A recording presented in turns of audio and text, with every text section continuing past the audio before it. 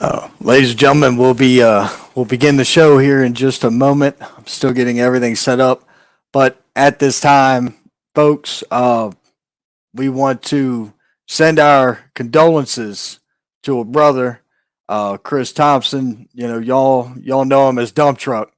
Dump Truck's brother passed away, so at this time, ladies and gentlemen, we're gonna honor that man and that family with our respect, and we're going to acknowledge them with a moment of silence in this.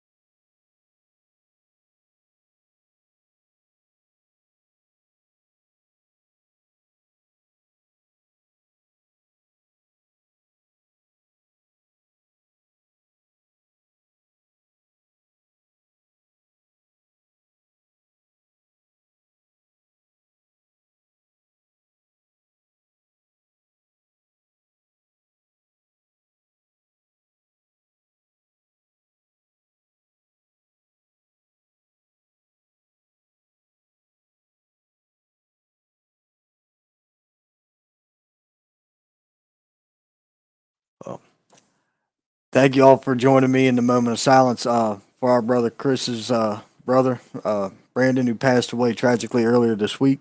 Um, man, Truck, we're with you, brother. If you ever need somebody to talk to, man, you reach out. Um, we're gonna go ahead and continue on with the regularly scheduled program. At this time, we're gonna invite our guest in for the evening, and we're going to discuss some independent professional wrestling. What is up, Mr. Hazelwood? Greetings, Earth people. How are you, Ron? Man, another day, sir. I Um, understand. well, let's get this started. You know, uh, let's let's carry this on.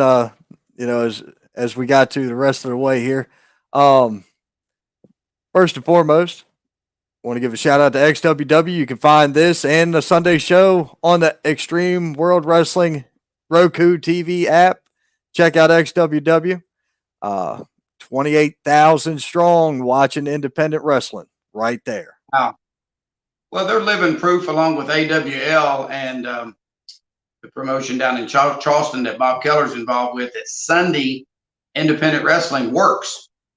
Draws a good crowd, gives people something to do. And I think the inside scoop is A, nobody else is running that much. And B, there's not any wrestling on TV on Sunday. The pay-per-views have kind of went to Saturday, so XWW is knocking it out of the park, with the Sunday show. To a degree. I was getting ready to say there's still a pretty good amount of pro wrestling pay per views being done on Sundays. The Saturday thing, it seems like WWE is using that more for their larger shows, or when they had to go overseas because they need Right. time for travel back and forth. So they had to Right. do stuff to make it make sense. Uh, Truck chimed in and said, "Thank you so much. That means, man, look, I made sure to clear it with you because it's a respect thing. I respect you. I know you. Like I said, I don't know if I ever met your brother, but you and I know each other. It's nothing but it's my respect to you, to honor, y'all's loss. And Yeah, man, my thoughts and prayers go out to him too, man. I mean, I tell people that, you never know how much time you've got. It's that's why I think I'm the way I am, all excited, wide open, run wide open. I had a heart attack 2.5 years ago. That was an eye opener. And I'm gonna run the wheels off this thing because it could be over tomorrow. You just never know. I never would have known you'd had a heart attack unless you said it. because you don't Yeah, act it. two and a half years ago, and had a stent put in. This artery was 99% blocked. Man. I was a garbage can, man. I was eating twice the grease and all the calories. I was eating everything. I thought sick people got sick, and just came out of nowhere. So luckily, thank God for modern medicine, because I actually told the doctors this joke, true story. The day after they went through my wrist and put the stent in, I said, they come in and asked me, there was like 3 or 4 of them, whatever it was, the team was, and asked me how I was doing. And I said, thank God for modern medicine. I said, 150 years ago, I'd have been in a teepee. A guy had been across from me with a feather going, hey, hey, hey, hey, hey, and blowing some smoke up in the room. And that would have been my extent of medical treatment, and I'd have been dead. So, thank God for modern medicine. Yeah, that's about right. Chris said, "How you doing, Mr. Hazelwood?" Well, Dump Truck said, "How you doing, Mr. Hazelwood?" Always Luke doing Fury, good, man. If I was any better, I'd have to be twins. there you go. Young Luke Fury chimed in. He said, "Gentlemen, how you doing, Mr. Fury?" Oh Greeting man, to people. Ron, can I make this thing bigger? If I touch something and go blank, what do I do? if you turn sideways, your phone, if you turn your phone sideways, it should go full screen. It's all right. We'll just leave it like this. I don't want to mess nothing up, man. I'm All you got to do is turn it. If you turn it 180, it will go. I promise. All right, let's go. Here we go. I turn this and lose it, man. I'm blasting you. You ready? Let's see. As long as you don't touch no buttons, you're fine. Okay. I got it on a swivel. I'll turn your phone. Turn this. See, can't do it, man. I'm gonna leave it like it is. The hell with it. Okay, that's fine. Better now. There we go. Brady Collins chimed in to say, "What's up, guys? What's happening, Brady?" Brady! That's one half. That's Ninja, one half ninja. of your PWU or PWF tag team champions. They are former PWF tag team champions. They are former PWU tag team champions as well. Well, man, let's get into it, man. We've got some action to cover because we were at 2 shows 2 days in a row. You were ring announcing, I was cameraman, and right, dude, when I got home Sunday, I was done.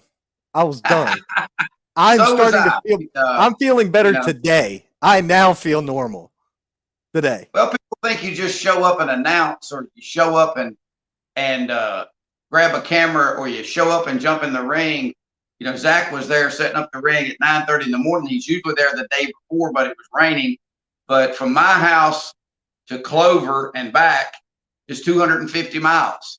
And then back over to Welford and back is another 100 miles. So you drive 350 miles in 2 days. And then, try to give the fans all you got, give them their money's worth, 2 shows in a row. And covering these 2 shows, which we're about to get into, hell, I was just as excited as a fan for several reasons. I mean, PWF show, Zach Thomas is, man, he gets it. Most of the wrestlers tell me they don't even know he's in the building. He knows that your job as a cameraman. I know my job as the announcer. The wrestlers certainly know their job. He sticks to a real tight time schedule. It works like gold. And one thing he does is books 7 or 8 distinctive, different kinds of matches. Right. If you were at that show, and people can say what they want to. People will say whatever. He threw, this crowd's as big as 1,600. There was over 200 people there Saturday night, and we were competing with the homecoming dance right next door in the main gym. Okay, so still drew 210 people. And the thing that amazed me, and I encourage indie guys, indie fans to come out and watch this. QT Marshall and along with the whole card, don't get me wrong, QT Marshall and Caleb Conley. The way I judge national talent for guys that are on TV now is, are they working, bumping, wrestling, working the crowd as hard as they do on television? And they did. They worked as hard if there was 20,000 people and 100,000 people watching on paper. That's how I judge the level of professionalism on AKA the names, as we call it. And that show Saturday night, man, there wasn't, if the fans didn't get their money's worth, they didn't, man. We had the Heat Seekers going up against All Worm and No Sold and Wide Open. And I'm sure you got a list of the other matches because, I got the whole. I tend to forget really.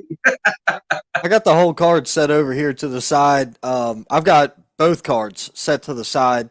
So we can go over them like that. Sure. You brought up something. You brought up judging talent and names, national talent. Guys that are on TV. Right. Those dudes to me worked harder on that show than they did on television. Well, they worked the crowd way harder. Well, that's right. They're not able to do that on TV. They're given a strict time limit because TV costs tens of thousands of dollars a minute.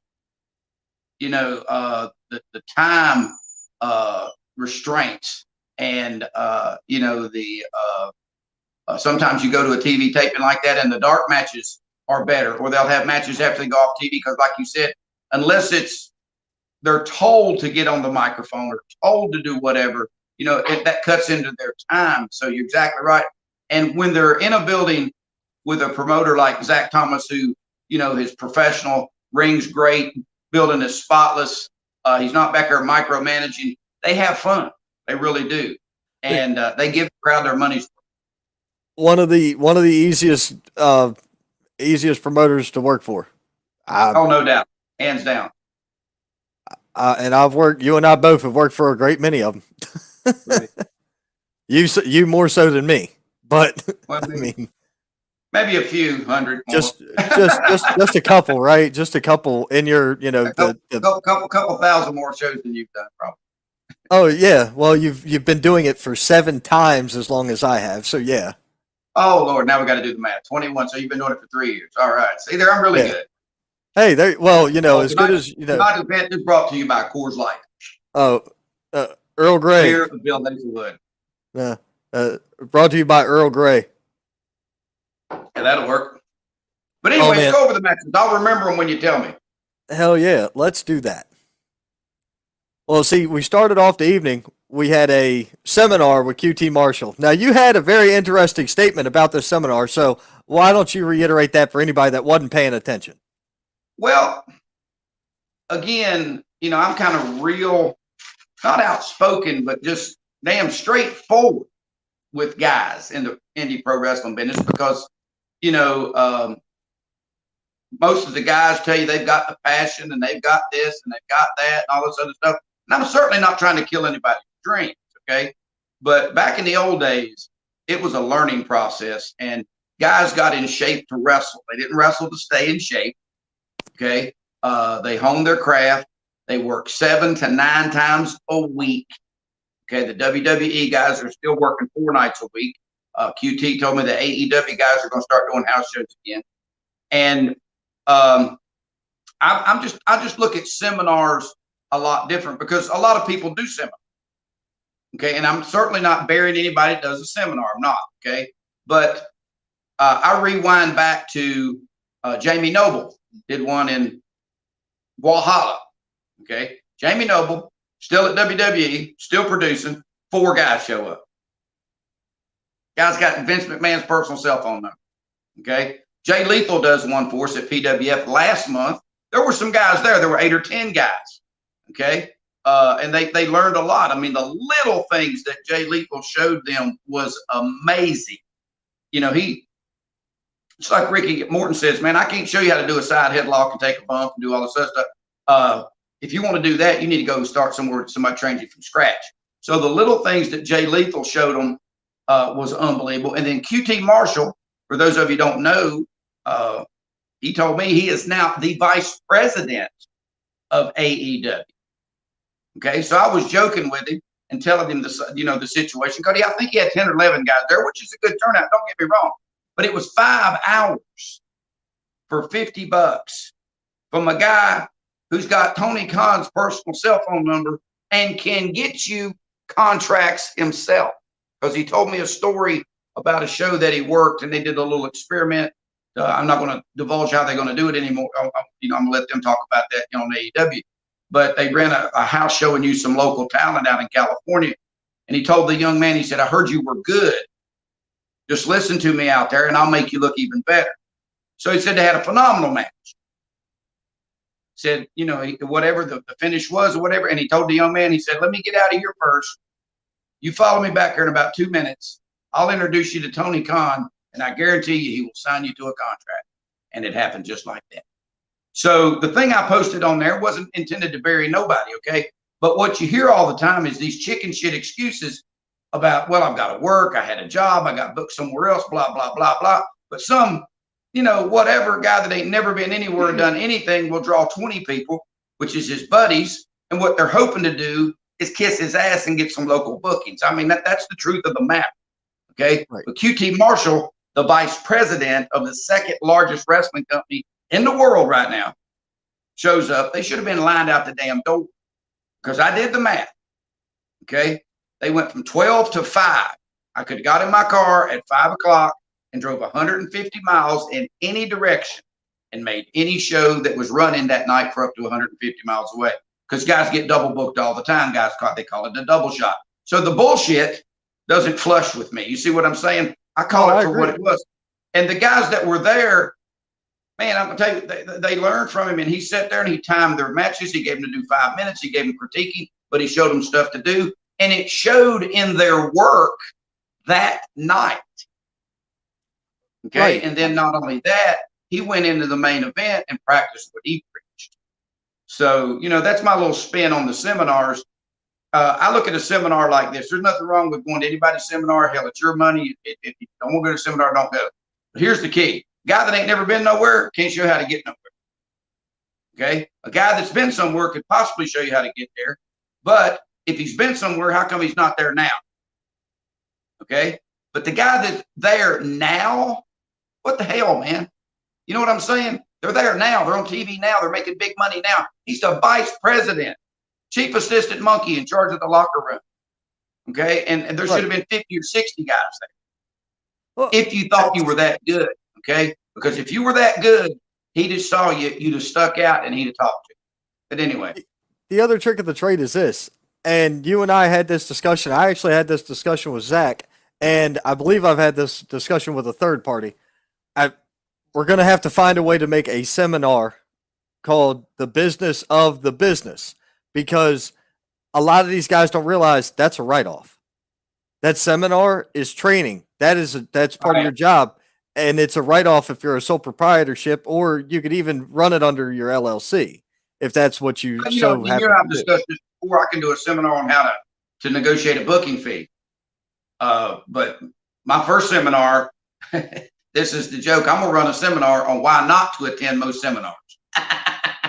Yeah. Okay. So there's all kind of things as far as that goes. So, and there's nothing wrong with guys, you know, thinking, you know, whatever and all this, but you know, the guys that stick out, they stick out. Okay. Crucifix was on WWE, was on AEW the next night. Luka Daniels was on WWE, was on AEW the next night. Okay. So, you know, they got there. They got in the door. Whatever happened, happened. They did whatever they told them to do. But, you know, these guys, you hear all this bullshit all the time. Oh, I'm living my dream. No, you're not.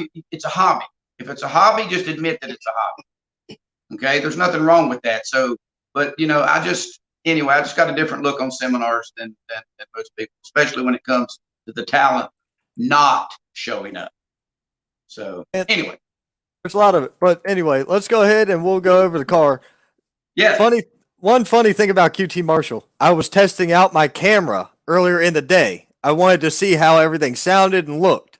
So I'm walking around the ring. He's in there talking. And then all of a sudden he looks at me and he puts his hand up and he's like, what? And I'm like, whoop. I immediately pointed the camera down. He said, I'm saying stuff on here that can't never be repeated. Right. And I was like, well, no, my bad, sir. It's already deleted. I went outside, listened to it, and deleted it instantly. I was like, well, I just wanted to make sure it worked. Right, I get it. It didn't work well all night, but it worked. I mean, we know that.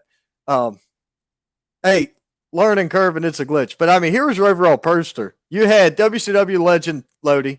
You had Impact star Zicky. You had QT Marshall. Caleb with a K. The Heat Seekers. Marcus Cross.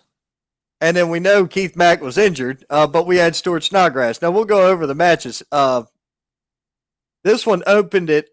Wasn't this the opening match? I think so. Yes.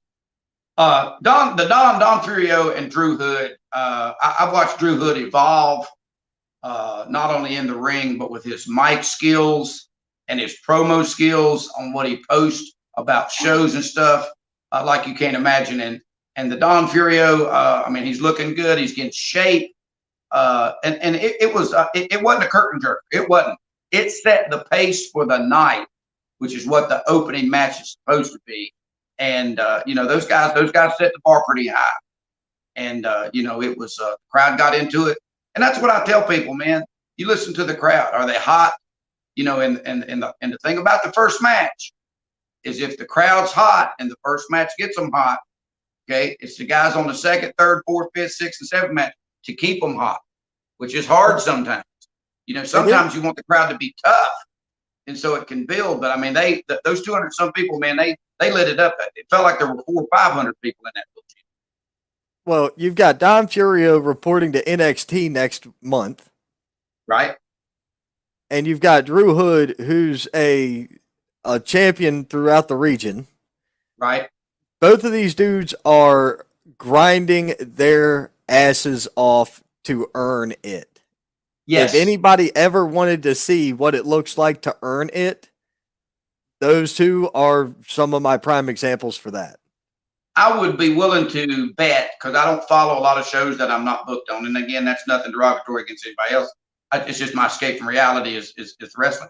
But I would be willing to bet that probably Drew Hood and Don this past year probably worked 70 or 80 shows. They probably worked Fridays and Saturdays plenty of times, Fridays and Saturdays and Sundays sometimes, maybe double shotted on Sundays, but they're booked somewhere every week. Every week. Oh, so I agree. That speaks volumes. And again, not buried any other promotions, but there's certain promotions in the regions that guys wrestle 4 or 5 times a year, and that's the only promotion they wrestle for, which is fine. That is what it is. But you got to accept it for what it is, because just like on television, that's why you and I are discussing these two great events. Just like on TV, somebody's got to be better than somebody. Okay. Right. Somebody got to be the top guy. Somebody got to have the top match. Somebody got to have the top pay-per-view. Somebody got to be the top company. It's the same thing in the indie business. Okay. Somebody has got to step up. And, I want everybody to do good, but I also want guys to not bullshit anybody. Okay. Because I ask this every time. I didn't ask it Saturday night. I should have. How many of you, this is your first live wrestling match other than what you've seen on TV? And every time 4, 5, 6, 8, 10 hands go up at every show that I do that at. And what that tells me is all they've seen is what's on television. Okay, they watch Monday night, they watch NXT on Tuesday night, they watch AEW on Wednesday night, they watch Raw, SmackDown on Friday night, they watch Impact whenever it comes on. So they're expecting to see matches at least as good as the worst match that was on television this week. That makes sense? To a degree. Okay. So if they see matches that are horrible, it's like a good customer won't tell anybody, but a bad customer will tell everybody. Okay. Right. So the TV has set the bar really high because they got huge production, blah, blah, blah, and all this other stuff. So if they've never been to a live match, okay, because WWE's house shows are nothing like their TV productions. There's no pyro. There's no big screens. There's no anything. It's just wrestling. Okay. So if they've never been to that, they don't even know the next level of what WWE is. So they're looking at the Monday night and Friday nights and the pay-per-views, and then they come to here. Those guys have to jack it up. Those people need to be entertained. So, it's a different playing field that way. But anyway, what was our next match? Our next matchup was Antonio Morgan and Crucifix. Absolutely. Antonio Morgan, the anomaly. In shape, got arms big as my legs. Antonio works a lot everywhere, every week. Crucifix, like I said, man, this kid's been grinding for 10, 12, 15 years. Works WWE shows all the time, AEW, all kind of stuff. He's been on television, and always gives it his all. I mean, he gets it. Great second match. Went, didn't go a big long amount of time, which it didn't need to. Went a little longer than the first match, and followed the thing. That crowd was hot. They were into it, and again, people got their money's worth with that second match. I mean, it was. I mean, again, this is a tough card. You're gonna see as we go along. The people that's watching this and the people who see it later. This was a tough card. This was a tough card to fit in on. This was a tough card to stick out on. Oh, it definitely was. And, I've watched Antonio Morgan a lot over the last 2 years. Right. I would say 3, but I'm going to say 2 just to be safe. And I've seen him evolve so much in his short time in this business. I'm always impressed with him. Crucifix. Well, he's certainly got a gym membership. Okay. Yeah, so that's 100%. He's got the look. He's got the look. He's a grown ass man. Okay. He's 250, 260 pounds. He's in shape. The kid on the third row is certainly afraid of it. Okay. Oh, yeah. That's the joke. If you ain't got the 8th grader on the third row thinking you can whip their ass, they don't think this is real. Okay. So Antonio certainly looks the part. So he has evolved. You're exactly right. Yeah. Now, we're going to catch up on comments, and then we'll talk about the next matchup. All right. Toby Childers says, you were running like crazy both shows. Yes, Toby, I was.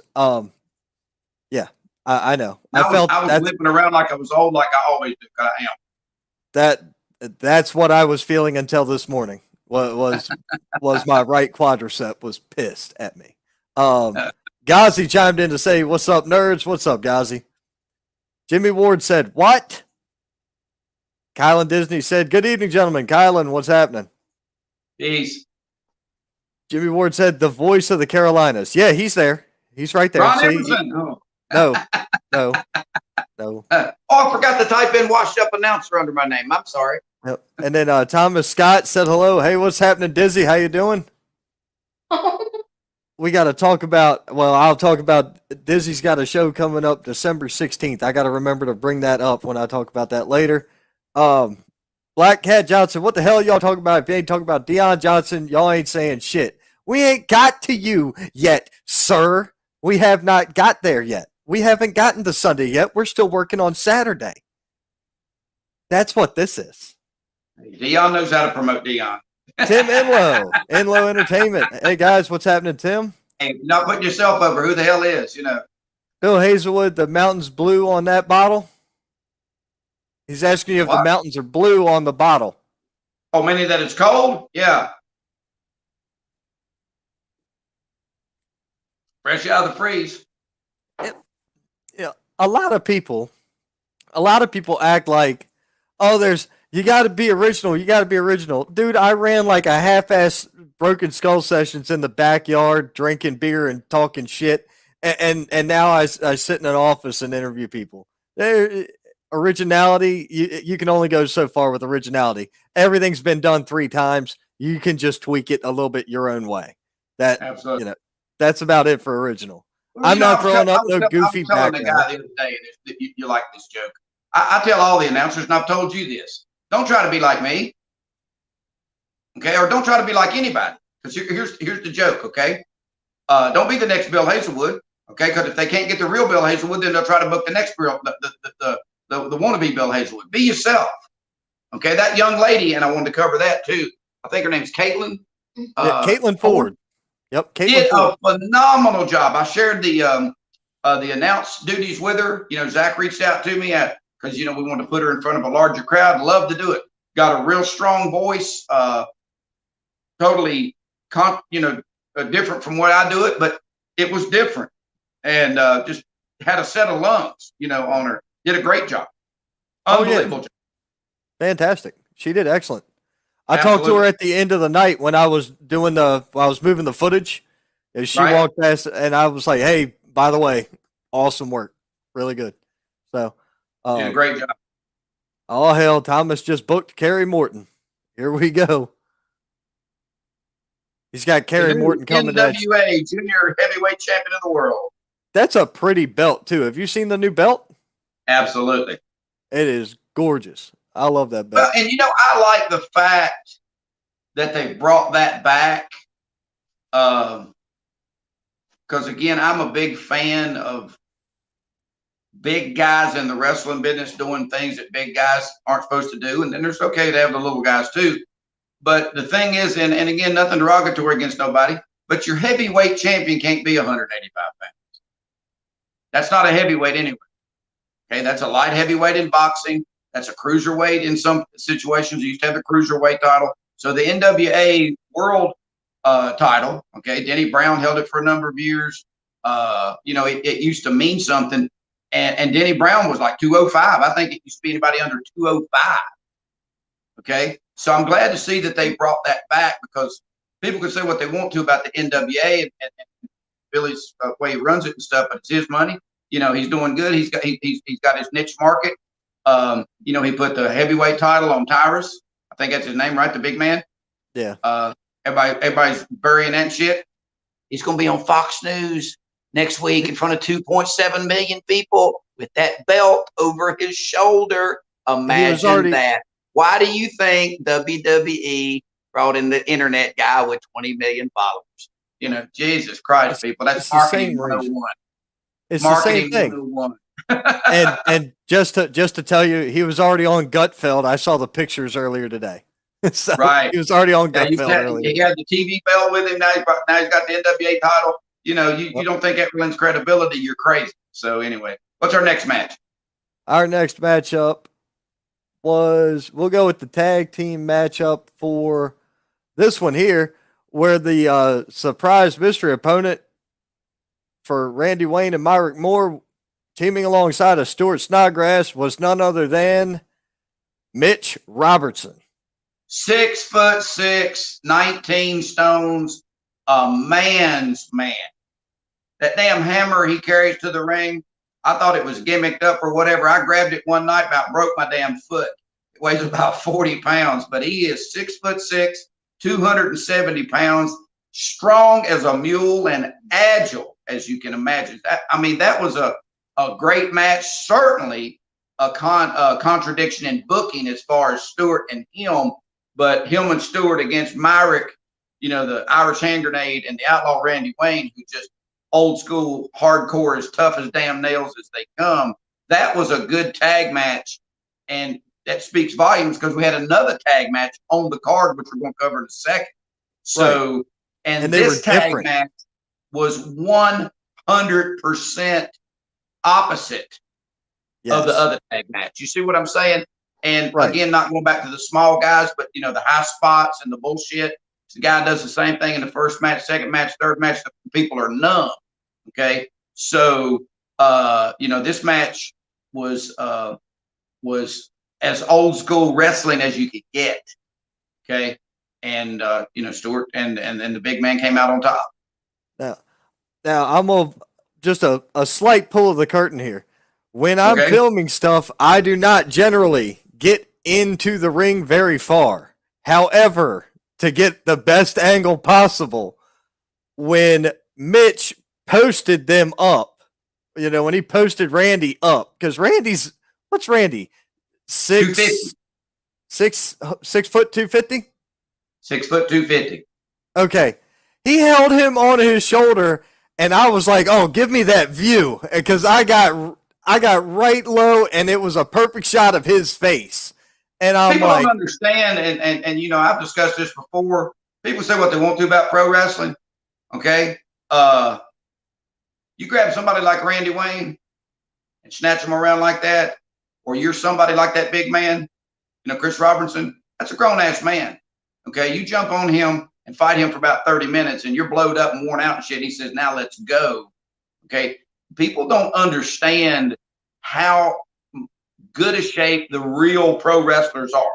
And again, not burying the wannabes, but they're out there, okay? But the real guys that go to the gym and wrestle every weekend and go to the gym every day and practice their craft and are grown men. And I'm 205 and I'm overweight.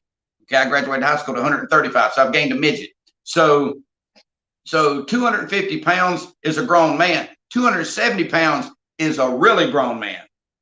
And, it was, more the Irish hand grenade, built like a tree stump. Yes, he is. Okay. He's about 5'9", but he's about 230. Those are big people, man. You got to realize Muhammad Ali fought at 210 pounds. George Foreman was huge, and he weighed 243. Okay. So if you want to look at it like that, the only enormous guy in UFC was Brock Lesnar, and he was 260, which was their weight limit. He lost weight in wrestling to get back into the UFC. So you can't comprehend, because people watch them on TV and TV adds weight to you. So you see these guys in person. I mean, that match was full of grown men. It really was. Grown men. That was only the second time I had ever seen Myrick wrestle. And heat magnet. Now, he didn't get on the stick that night, but heat magnet too knows his job. He did it without getting on the stick, between the crowd and everything else. Can do it by just looking at you. This is accurate. He really does know how to piss people off without doing anything. Well, I mean, that goes back to Killer Tim Brooks. Oh, 100%. Okay? First time I ever saw Killer Tim Brooks at 1973 on Big Time Wrestling. And I remembered he was talking with Lord Athol Layton. Okay, this is really showing my damn age, but I remember this. Lord Athol Layton. Okay, Tim Brooks covered up like a gorilla with hair and all this other stuff. And he says, "Here, hold my cigar." And he gets in, he goes and does a run in, kicks the shit out of a dude. And common sense tells you dumber than hell to jump on Tim Brooks. You see what I'm saying? So Randy Wayne was trained that way. And of course, Randy's ex-Marine. Yeah. So, double-sided sword there, man. So grown man, 250 pounds, pro wrestler, ex-Marine, that goes well together. It's 100% credibility to what we do. Oh, definitely. But the cool thing about the tag matches is how different they were. You had this was big meat men smacking meat, beating the shit out of each other. This was a brawl. This was a fight. Right. The other side of this was this tag team match up here, All Worm No Soul versus the Heat Seekers. And you have your high flyers and your technical geniuses. I mean, right. Well, the Heat Seekers are 4-time NWA Tag Team Champions. Yes. They wrestle probably 120 or 130 times a year. If you follow them on social media, every weekend they're double shotting and triple shotting. They take road trips like you can't believe. They'll leave on Friday and do a show, do Saturday on the show, maybe double back on the Saturday, or do a Sunday show. Matt's told me there's been times they've wrestled 4 times on a weekend. So just technical geniuses, okay? Right. And then you got All Worm No Soul, probably the best regional tag team, bar none, period. End of discussion. Can go with anybody for as long as they want to. So 2 little guys, I mean, they're not small. They're 200 pounds apiece. Again, that's a pretty good sized fella. But they haven't been on the national scene, but there's no doubt they can go with anybody on TV. There's no doubt they can. They're just it. That's why, they're the tag team champions, to be the undefeated tag team champions. Oh yeah. They're a phenomenal team. Like I say, I've seen them pretty much since I came in. Right. And I have had the hardest time grasping how they haven't been picked up. I'm like, how are they not signed? Well, you got to understand, they're a good team. Don't get me wrong. Can they do this 4 times a week? You know what I'm saying? Could they compete at that level? Being as small as they are, who would they put them against in WWE? All right, the tag team, the art of tag team wrestling is almost dead, anyways. Ricky Morton talks about that all the time. The egos got in the way. We had Jody Hamilton one time at the NWA Legends Fan Fest. This was years ago, and he was one of the assassins. And he did a Q&A, and he talked about tag team wrestling. He said, the problem is this. He said, tag team wrestling, egos get involved. He said, we told Gordon Soley, we told everybody that we ever wrestled for, we told the commentators, I'm not assassin number one. He's not assassin number one. I'm not assassin number two. And he's not assassin number two. He said, we are the assassins. And he said, we knew that neither one of us was nothing without the other. They dressed exactly the same. They were built exactly the same. They wrestled exactly the same. And that's a lost art. I mean, it really is. So, you'd have to say, where would Joey and Brady fit in at? You see what I'm saying? Their size is on the national level has hurt. I mean, you see similar sized characters on the AEW or even the Impact Wrestling, maybe NXT. But again, you got to realize this: whose spot they gonna go take? You only got so many minutes on television. See, and again, I'm not saying they can't take nobody's spot, but see, what you don't understand is Monday night's 3 hours, Friday night's 2 hours. Okay, AEW is 2 hours on Wednesday, and then they got AEW Dark 2, and everybody's fighting for those positions, and everybody wants to be on there. Here's what I try to tell guys on the national level: if you've got it and you think you've got it, there should be 4 or 5 or 6 people that you could name that you could go right now and take their spot. Think about it. Okay. So I think their size, and again, but they're a great tag team. Don't get me wrong. Wonderful guys. Easy to get along with, go and come in with their head down, their hand out, humble, all of that stuff. But I think their size is limited. So anyway, they had a phenomenal match. They retained the belts. They should be PWF champions, so they still are. So anyway. Yep, and then of course the Heat Seekers have gotten their adulation. They've been 4-time NWA Tag Team Champions, and I actually brought that up. There was one point in time where you and I were talking before, and you brought them up, and you were saying they were 5-time, and I happened to catch Siggy outside.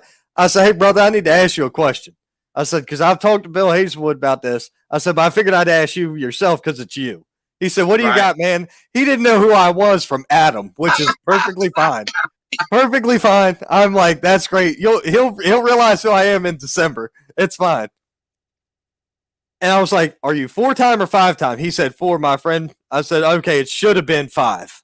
I was like, well, excellent. They would have been the 5th time if they'd have won 2 years ago at the Crockett Cup. That's what it would have been. Yeah, I thought they were going to win the Crockett Cup this time. They were going for the 5th time, and that's why I got confused. So 4, 5, 6, 112, whatever the hell it is, Yeah. But let's who we have next? We had 4 matches. Then we went wide open. We didn't take an intermission. There was no such animal as intermission in this show. We had the PWF Heavyweight Championship matchup. It was Marcus Cross defending against Chase Emery. Marcus Cross's first title defense with the PWF title. And, of course, the blue chipper, the All-American, Chase Emery, put on a wrestling clinic. Very different styles. Marcus, straight-up shooter, karate guy, tougher than hell, high flyer. Chase Emery, a hooker, as you call it. What that means is got a real wrestling background, high school and college. Okay, yep. So 2 real wrestlers. And that was a clinic of what they did. I mean, it really was. I mean, again, kept the crowd wide open. Because that's what I look for is a lull in the crowd. And you can do that in a match. Because I tell guys, if you call too much stuff and you lose the crowd, it's hard to get them back. But there was no lull Saturday night. Okay, all these matches were different. The entire crowd was into every match, which is very unusual. Because I tell people the goal is if you got 8 matches, that means each match needs to please 12% of the people. That way 100% of the people get pleased and they'll come back. But I think these 8 matches Saturday night, 7 matches, Saturday night pleased everybody. I mean, the crowd was wide open, and these guys just, they did their thing. It was an entirely different kind of match than anything else was on the card, just like I was talking about before. Just great booking on Zach's part. Gotcha. Now, here's our main event of the evening was QT Marshall and Caleb Connolly, also known as Caleb with a K. Yep, you missed a match. What? Lodi and Ziggy. That's because I didn't have that picture. I did not have Lodi and Ziggy. Well, let me recap Lodi's and Ziggy's match. Okay, that was two guys that 110% get it. I went in the back when I got finished, and man, I told him, I said, that was the most 100% of nothing, a whole lot of nothing that was worth big money. And they appreciated that. That was certainly not an insult. That's the highest compliment you can give. They did a whole lot of nothing and held that crowd in the palm of their hand. I mean, Zicky got on the stick and almost caused a damn riot. Okay. Oh, yeah, he did. So he got the crowd up, and they kept them up. And there might have been one high spot, which was a cross body block, maybe. Okay, but they did what guys with longevity, because Lodi's been wrestling for a long time. Okay, and so is Icky. The guys that have the longevity in the business get. You don't have to go out there and kill yourself to get over. So that match was a prime example of doing it the right, safe. Tonight we wrestled, you beat me. Tomorrow night I'll wrestle you. Blah, blah, blah. 30-day tour. You know what I'm saying? Right. So and Lodi got that big smile came across his face a second. He told me, he said, tell Zicky what you just said. I said, man, that was the best match because that was a whole lot of nothing that was big money. And that made sense to them, you know, and maybe the wrestling fan won't get that, but the workers would. So phenomenal. I understood that. Phenomenal match. Really unbelievable. Right. It was, other than the shit being everywhere, he popped the damn streamers or something out of his hand. Right. And that shit got tangled up in us out there. You had me doing camera. Yeah. And then you had the young lady doing photography. Not always better, but different's always different. Yep. You had the young lady, Erica, doing photography while I'm doing camera. So we're trying not to get tied up in this shit. She got hit by I want to say she got hit by Zicky Dice. She got struck. That's all right. Unsafe work environment. It ain't a game of marbles, man. It ain't a game of jackrabbits. It ain't ballet. Jesus, hold on. Well, we talk about the main event and the ending of it, the deer in headlights moment, and you were standing right there. Oh man, we'll get there when we get there. QT came right out. I mean, got thrown out there, got super kicked, and came right out of the ring, and I went, "Oh shit," you know. But because I was standing there. Yeah. Oh shit. If I'd have known that was going to happen, I wouldn't have been there. My old ass breaking a million pieces. But remember, 4 years away from Medicare. Right. That's going to be my new shirt. 4 years, and then next year I'll mark through that and put 3. There you go. Can't wait to get the shirt that goes, I'm on Medicare. But to the main event, like I said, 2 guys on the national scale. Caleb, man, I've seen him for however long he's been in the business from day one, and he has evolved like you cannot comprehend. Has worked on the national level. Needs to be probably higher up than he is, honest to God, because can work like nobody's business. Can work anybody and can hang with them. In shape, pretty as a damn pitcher. Women, you know, beating women off with a club. You know, looks like an athlete. And then QT Marshall, you know, unbelievable consummate professional. I mean, like I said, I went back and complimented them. They wrestled as hard there in front of 215, 220 people as they did on national television. Well, that was a way. And see, they didn't have to do that either because, see, if you think about it, the show was so hot. Okay, the main event, of course, supposed to be the best match, but all the matches were great, so they could have toned it down. Because I'm telling you, and again, I'm gonna pull back the curtain a little bit. I've seen this before. I've seen national talent guys, okay, go to each other and go, "Hey man, have you been paid?" "Yeah, I already been paid." Because there's promoters that'll pay you after the show. Some promoters pay you before the show. It's just the way it works. And I've heard them say, "Hey man, let's go over here and retalk the match." And what they do is they cut a bunch of shit out. They get lazy. They got the money, which is what they're supposed to be there for. Don't get me wrong. But then they take it away from the not the promoter, okay, because you know he just wants asses in seats. So if there's 500 people there, they're not taking away from the promoter as far as number of asses in the seats. They're taking away from the fans. They're not giving them that value that they should. And these guys Saturday night, man, they were doing what they was doing. I'm going, holy hell, there might as well be 10,000 people in this place.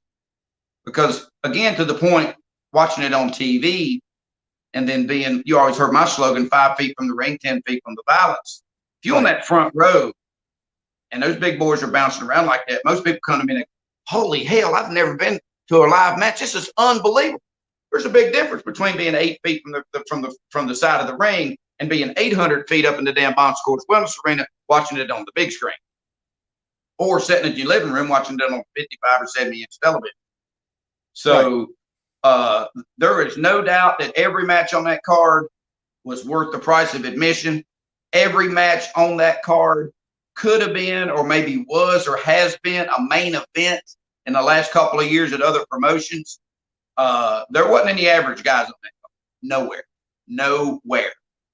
And I think the guys saw that the card was so strong, and they realized that they had to bring it.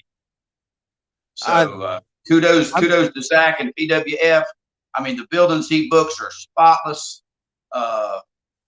Chairs are perfectly set up. They're brand new chairs, ring, all the basics. I always tell people I cover the basics, which we're going to cover here in a second on AWL, which, Jimmy Ward's got conquered. So the basics that Zach has with PWF is there as well. Great sound. The people come back because of stuff like that. Because, again, not burying anybody. I'm not. But the venue is a lot. The building is a lot. Okay, if you go to watch a professional basketball game and there's vomit and shit and all this other stuff in the restrooms, you're gonna go tell somebody. If the roof is leaking, you're gonna go tell somebody. If you've paid to go see something and something ain't right in the building, you're gonna tell somebody. Well, the same thing with pro wrestling. I mean, these guys run where they run. Don't get me wrong. I'm not saying that if you only got whatever, but that goes to my point. There should be guys that shouldn't be running. I mean, that's the nice way of saying it about it. So Zach at PWF, man's got it figured out. He don't cut any corners. He brings in strong talent. He knows they know their job. He's talked to them in advance over the phone. Guys have cut promos. They stick to their times on their matches. They just give the crowd their money's worth. I can't wait for him to kick off next year. So PWF is killing it. Pro Wrestling Federation, and Zach Thomas is, like you said, if everybody was like him, it'd be easy to work. Patriotic Wrestling Federation. Patriotic Wrestling Federation. I know you, whatever. PWF. Yeah, Patriotic. That's right. Tell me what it was. Write it down for me. I can still read. You probably still got it written down on the damn pad you took. Hold on. I got your damn pad here somewhere too. Watch this. Right there, maybe. I don't know. Oh, here it is. Oh, excuse me. I know nothing. Here it is, you cheap bastard. Okay. Here's what everybody's talking about. Here's what he's talking about, guys. 49 cents at Walmart. Wait a minute. No, I'm sorry. Nope. Dollar General. That's Bill right. took my pad. Wham. I can't get over the doorstep. No. Hey, hold on. Well, it does have some vital information in here. Yep. www.freakychicks.com. Uh-oh. Yeah. www.weirdos.com. You've been to that weird stuff, ain't you? No, I'm just joking, man. Oh, yeah. I got your pad. Don't worry. Yeah. It's because I keep all the wrestling shows I've worked in these, and I just set them off to the side. It's just a me thing. You got to collect something. I don't collect anything else. Down? Nothing. Well, I don't take pictures with people, so it's like I don't either. Yeah. I've had 3 pictures in 21 years. Oh, you got anyway, that one let's get the Sunday show. Damn, you talk about a contradiction in shows Saturday versus Sunday, but still giving the people what they need. AWL at the Welford Pavilion, just oh my God. All kind of hell broke loose there. We are going to catch up on comments, and then we're going to go straight to AWL. Let's go to comments. All right, let's see here. The person who trained me wore that belt. He's talking about hey, Minnie. Hey, Vicky. Person who trained me held that belt. Talking about the new Junior Heavyweight Championship, and that was Nelson Royal held that. Yes. That was Thomas Scott's trainer. Toby Childers said he's a hoss for sure. Let's see. Bill, give Ron time to finish what he's saying before you steamroll him. Jimmy Ward said that. Jimmy Ward. Who? Jimmy Ward. Wait a minute, Jimmy. What am I gonna bury your ass now? Let me revamp my damn notes. Okay. Michael King said Dollar Genital. Dollar General. That's it. Whatever. Corey Fortenberry said, you cheap bastard. Yes. Except you spelled it wrong, you dipshit. It's Bastard. Bastard. Bastard. Not bastard. That's that southern draw. Well, the new thing is re-stupid. You can't say retard anymore, so you say re-stupid. That's retarded and stupid. No, man, look, years and years ago, we didn't call people retards. We called them resource. Oh, and everybody was like, what the hell does that mean? And we would just kind of laugh and keep right on moving, and nobody understood what we were saying. So it worked. That's it. Let's see. Starting to get that itch. Think about doing a one-off show again. Wonder what happened this time to stop me. Last time my car's engine exploding. Okay. That was Ghazi. Brino Roy said, my boys. Good evening, fellas. What's up, brother Brino? Yeah, now there's a guy that gets it too. Not a long time in the business, but I've talked to him a few times, polished him up on some stuff, and shows up looking the part, acting the part, lives the part of a pro wrestler from the minute he steps in the building till the minute he leaves. Lost start in the wrestling. Dude, some of my favorite journeys are myself riding with Brino and when I was making the towns. Those are some of the best car rides you can imagine because it's talking shop, Right. Chris Burton said, Bill Hazelwood, you were supposed to put Caleb with a K over, not describe yourself. Oh, that wasn't me. If I took off my damn shirt, y'all pay me to put it back on. Cole McAbee said, talking about people that shouldn't be running a show, just at me next time. Cole McAbee said that. That's bullshit. And we know it. Damn you, Cole McAbee, you outlaw macho goof. Oh, speaking of which, without mentioning his name, he was the fourth seat from the front row. PWF paid and bought a ticket Saturday night. Really? I had no idea. You didn't see him? You didn't see him? I don't know the guy. Well, he was there. I know he was there. The bad leg. I know he was there. I don't know him. I've never met him, never talked to him, but I seen him, and I just kept right on walking. I knew who it was when I seen him. I'm like, not a fucking chance am I talking to this dude. I'm going to keep right on keeping on. I don't need this shit. That is what it is. Let's see here. Corey, no.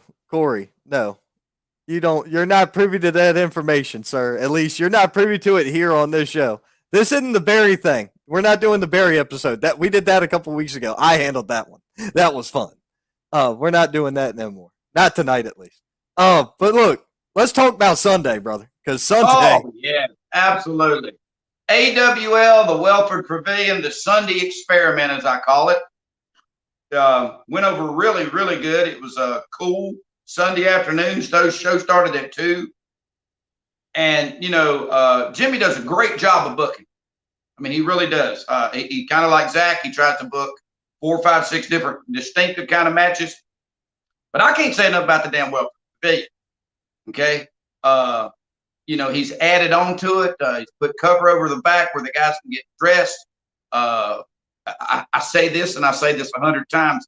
When he starts running back up again in March, if you've not been there, you done lost your damn mind. Because if I blindfolded you and took you in there, there is no chance on God's green earth that you would think you're in a backyard, because you're not. You're not. You are at the Welford Pavilion. Okay. Big 20 by 20 or 24 by 24 concrete slab board, brand new high spots ring bought and paid for. a beautiful stage as big as most people's living rooms. They can hold bands and got 2 big TVs on either side, one on either side. Smoke, lights, everything. Wall built around it, full canteen, plus great pro wrestling, which we're going to get to. And the end, I'll give you my 2 cents worth of, again, what I try to explain to people, how it went down and how greed, backstabbing, and shit like that is nothing new in the pro wrestling business, which I'll cover when we get to the main event. So we'll get to that because I got something to add to it. When you're done, I got something to add on to that.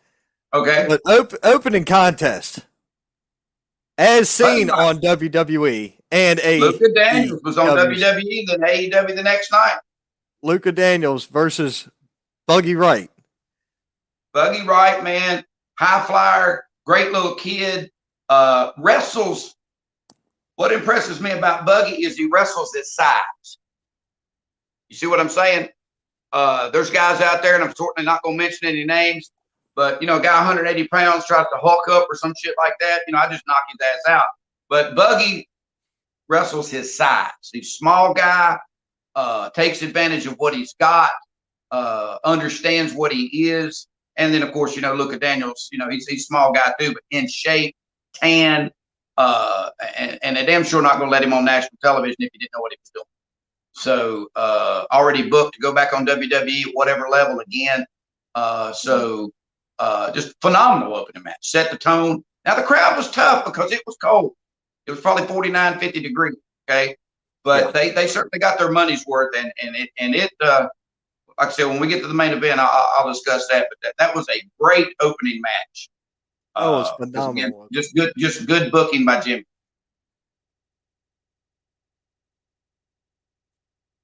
Oh, definitely. I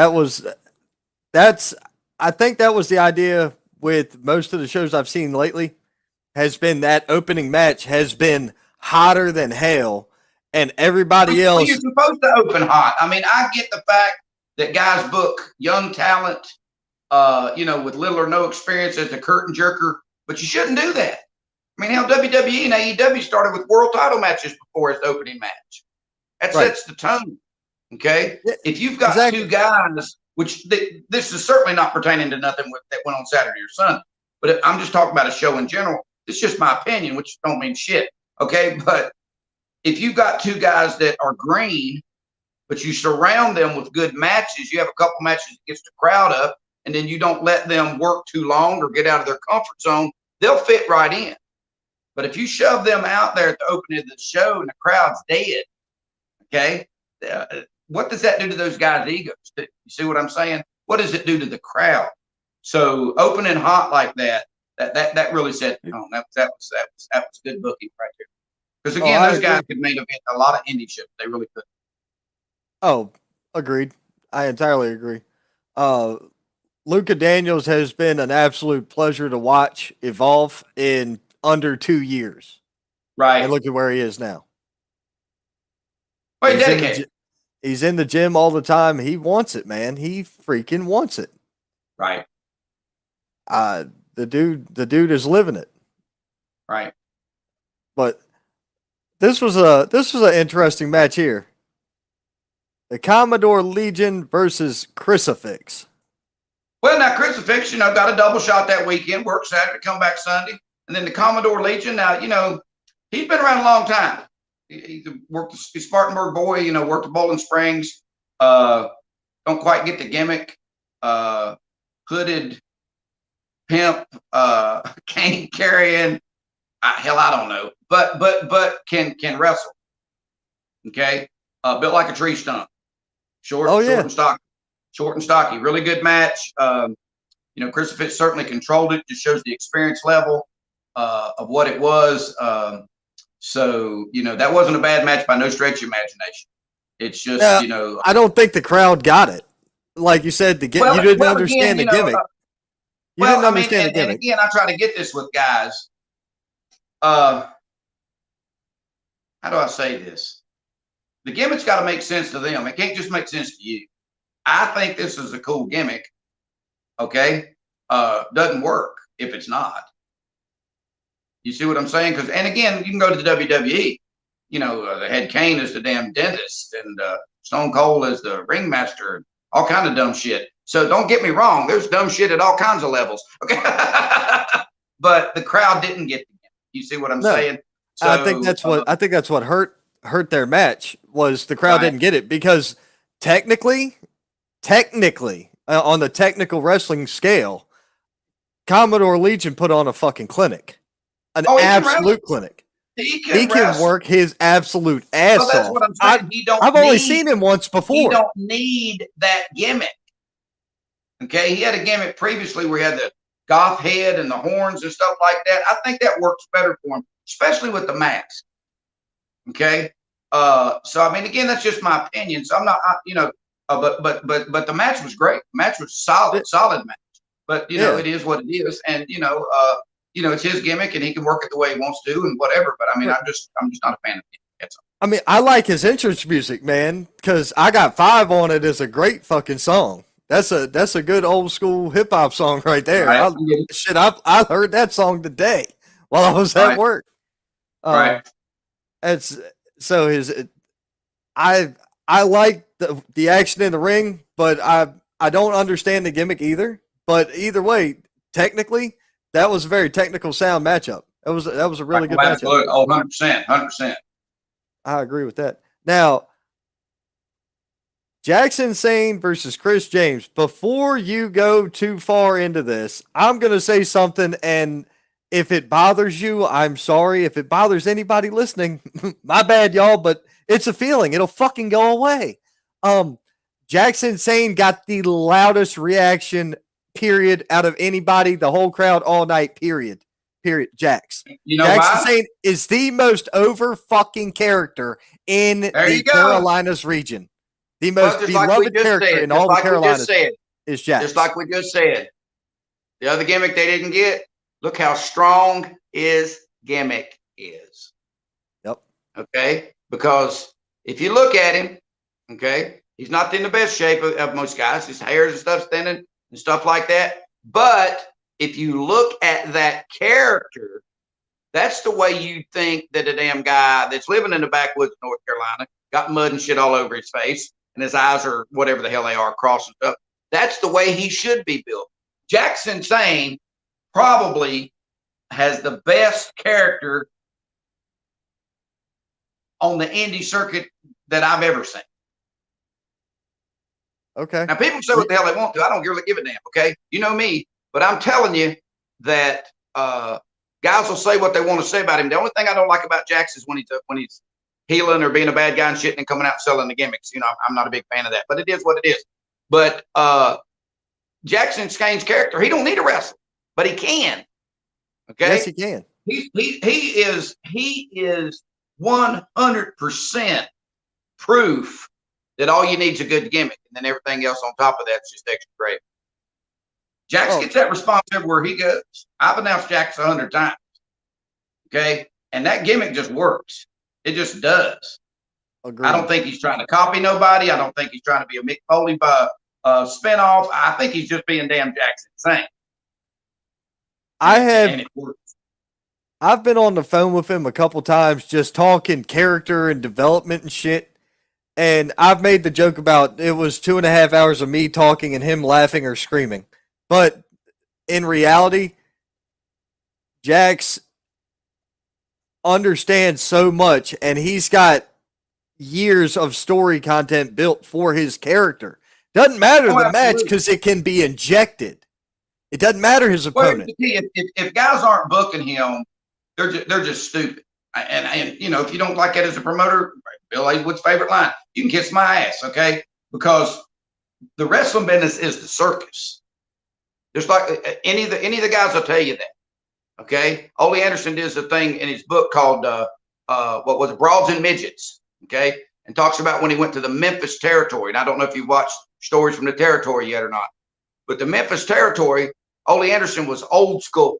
Okay. We're gonna beat the hell out of you and blah, blah, blah. We're gonna wrestle. We're gonna go 90-minute Broadway. Said him and Gene went down to Memphis, and there was Horse Boy and Clown Guy and all this other shit and every kind of damn character in the world in the back. But he looked outside and it was standing room only out there. He said, what the hell can I say? So Jackson Sane's gimmick is that good. And he's a good wrestler. Don't get me wrong. He's not a great wrestler. Okay. But the gimmick is so strong. It doesn't matter who you book. It doesn't matter. It just doesn't matter. His gimmick is that strong. And it was a good match. Now, we are being corrected. We're being corrected. Fact checkers. Hey, we're not. Just because we're not on Facebook. There ain't no facts checking and shit. It's all good. I forgot a match, and it was Jackson Cage versus Kilgore. That was a match that happened second. I was gonna bring that up next. I didn't have the picture for it, so I was gonna just bring it up somewhere where I remember it occurring. Okay, guys, thanks for all the private messages and all the shit in here. I appreciate that. So either way, Kilgore versus Jackson Cage occurred. Kilgore I've seen a couple times, and Jackson Cage has been around a lot in Boiling Springs. I've seen him at his pro wrestling. I think I've seen him here or there before as well. Either way, the dude gets around. He does some work. Kilgore, I talked to Kilgore after the show, and he's flipped the switch because he's like, is he the kid with the piercings and stuff? Yeah, that's Kilgore. Good looking kid. Good looking kid can wrestle. So I remember him when I see him. You know what I mean? So right. And we don't have a poster. We don't have a poster for that. I get it, but yeah, that was a solid match. And I looked at that kid and wasn't impressed until he took his shirt off. He's in shape. He's not cut up or whatever, but you can tell that he works out. Okay. Right. And you can tell that he gets the basics. Okay. And that was a really good match too. It was just the fact that they was on a damn phenomenal card. Okay. But that certainly wasn't a bad match by no stretch of imagination. Yeah, no, it wasn't. And see, Kilgore, like I said, he's like, oh, I've changed. I've quit smoking. I don't drink. I don't do this. And I've been eating right. So he's flipped the switch. He's shifting gears. Right. He's trying to go and grow now. So, hey, man. Well, you can tell that by his in-ring work as well. Dude, he looked great the first time I ever saw him. I saw him 6 or 8 months ago or so at Una when William ran there. Right. He had him and Legion on there. Right. And I was like, right on. They were solid in the ring. Right. They were a tag team. They did solid work. And then Return of the Mac was his interest, not I Got 5 on it. Well, close enough. They sound the same. Jesus Christ. And then, we've got this dipshit Vanderford in here. Wrong. Jax is over. Yeah, the loudest reaction was when Ward got embarrassed. Jimmy Ward said, "You're wrong. BS, you cried louder than you think, Jimmy." Jesus. We're gonna cover that in a minute. A lot of people ain't gonna like my. We're gonna get there. My plan, my takeaway from this is not gonna be what people think. Oh, there's plenty more where that came from. He got married in a wrestling ring because he loves this business. That's right. Jackson Sane got married in a wrestling ring. Yes, he did. Jezebeth, that's the girl that comes to the ring with him. Yes, Jezebeth. She's out there as well. So, I think that's a great addition. So, what was funny was I'm shooting the entrance and I'm walking back, and they come right over to me, and I know what's going on. I know I'm getting ready to get lunged at. And I'm so close to the barricade, and Dump Truck and Brock are sitting right there behind it. And he lunges at me, and I slammed into that fucking barricade. And Charles Brock and the crowd near them freaked the hell out, but them two just busted out laughing. I'm like, come on, man, give me some credit. Well, and another thing to that point, with Jimmy's place, the Welford Pavilion, there's not a bad seat in the house. He's got a VIP section over to the right, probably going to put another one over to the left. And then there's 2 rows around the ring. The place only holds about 100, 125 people. But the way he's got it set up, there seems like a whole lot more. But the key is there's no bad seats. You know what I mean? The right. Furthest you're away from the ring is the second row. Just think if you always was at the second row okay, of every WWE show or every AEW show, because the ring's the same size. Okay, so that's another thing about the Welford Pavilion. You know, he put a lot of thought into this, not to mention a lot of money. I think it's just going to get bigger and better and better and better. Anyway, let's talk about the next match, but I can't wait to get to the damn main event so I can give you my takeaway from this deal. James Overman said that's true. I don't know what we're talking about, but yeah. Corey Fortenberry said Ole Anderson trained Macho Man. I love Memphis territory stuff. Corey Fortenberry said we love you, Ron. Yeah. I know you do. Oh, you know, actually, no, Corey, me too. I love me too. And then Dickhead Vanderford said, so did no the one loves Wetzels. Ron like Ron. That's right. That is right. So did the Wetzels. Okay, Dickhead Vanderford. That's his new name, Dickhead Vanderford. All right. So let's see here. We had also on that card, we had Garrett Sinclair versus Mitch Robertson. So, oh, no doubt, big man. Yes. Mitch worked with us Saturday night, and I'm gonna tell you right now, the kid Sinclair, okay, that he worked, right, brother. You talk about the art of selling. Okay, guys need to watch that. That was an unbelievable match. I mean, it really was. Okay, he worked the crowd harder than anybody. Got the hammer again, like we were talking about at PWF. But you know, the Sinclair kid looked a little wiry, but he was 220 pounds. You know, he was. But as far as doing his part, and the workers will understand what I'm talking about, that was it. That was the standard for the night. What that Sinclair kid. He worked the crowd. His job in the match. You need to go and watch that and take notes. And I told him that in the back. Chris Robertson got it too. He made Chris Robertson's job easy. Mitch Robertson. Really did. Mitch Robertson, whatever they call it. Scottish Hammer or the whatever the Scottish Warlord, whatever he called himself. I don't know. He'll beat Lash next time he sees it. It's okay. So the kicker with Sinclair was this. Sinclair worked that crowd as hard as you did with a microphone all night, and he didn't have the fucking microphone. Well, that's what I'm saying. I mean, that's what I'm saying. If you watch the whole match, he was talking to the crowd and hyping them up and getting the crowd involved. It was good shit. Well, but not only that. Watch the art of the sale. Watch it. Watch him how he sold. Watch how he sold. That's it. That's all you got to say.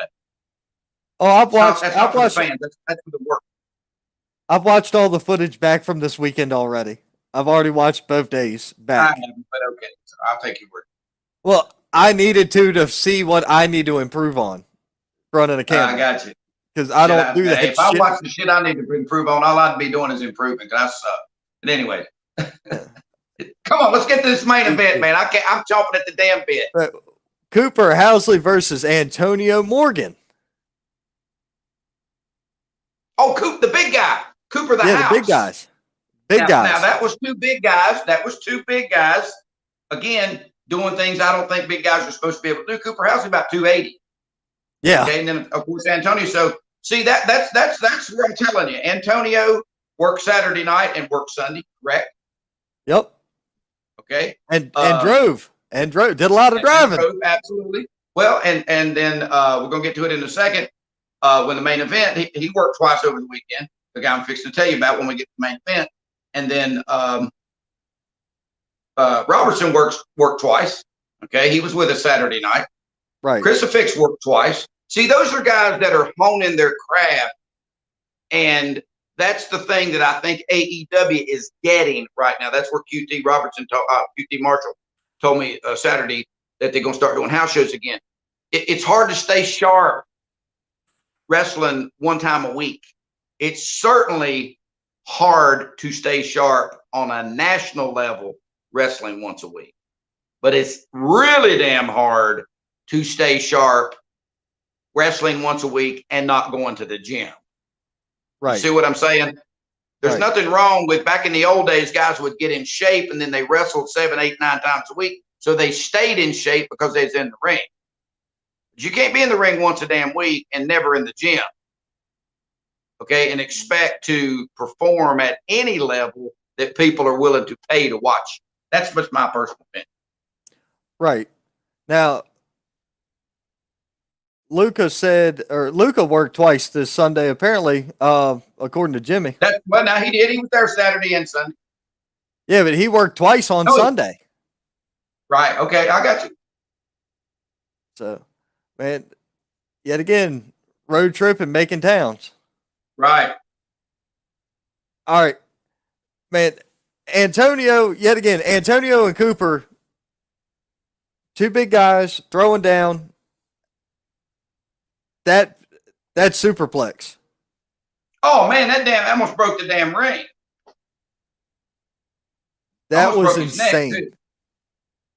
Yeah, a little rough. But you got to realize that's 600 pounds of guys bouncing around in there too, or 580 at least. Oh yeah, I agree. And now it is time for the main event. The main event of the afternoon. Oh, yeah. No rules street fight. This shit had more curves and more swerves than a damn back road on West Virginia. I'm telling you what, these guys have talked more shit to each other for longer. I guess for 6 months, man. It's spilled over to other shows, to other promotions, to the damn internet, to social media, to videos. And it was all supposed to come to a head on Sunday. And I think it just got started because a couple things happened that people are missing. Okay. And here's my take on this. Jimmy Ward thought that he was going to outsmart everybody. So, he does what he does, because I was surprised too when they come out and I went, y'all going to fight. It don't make a damn what happened. So he found somebody.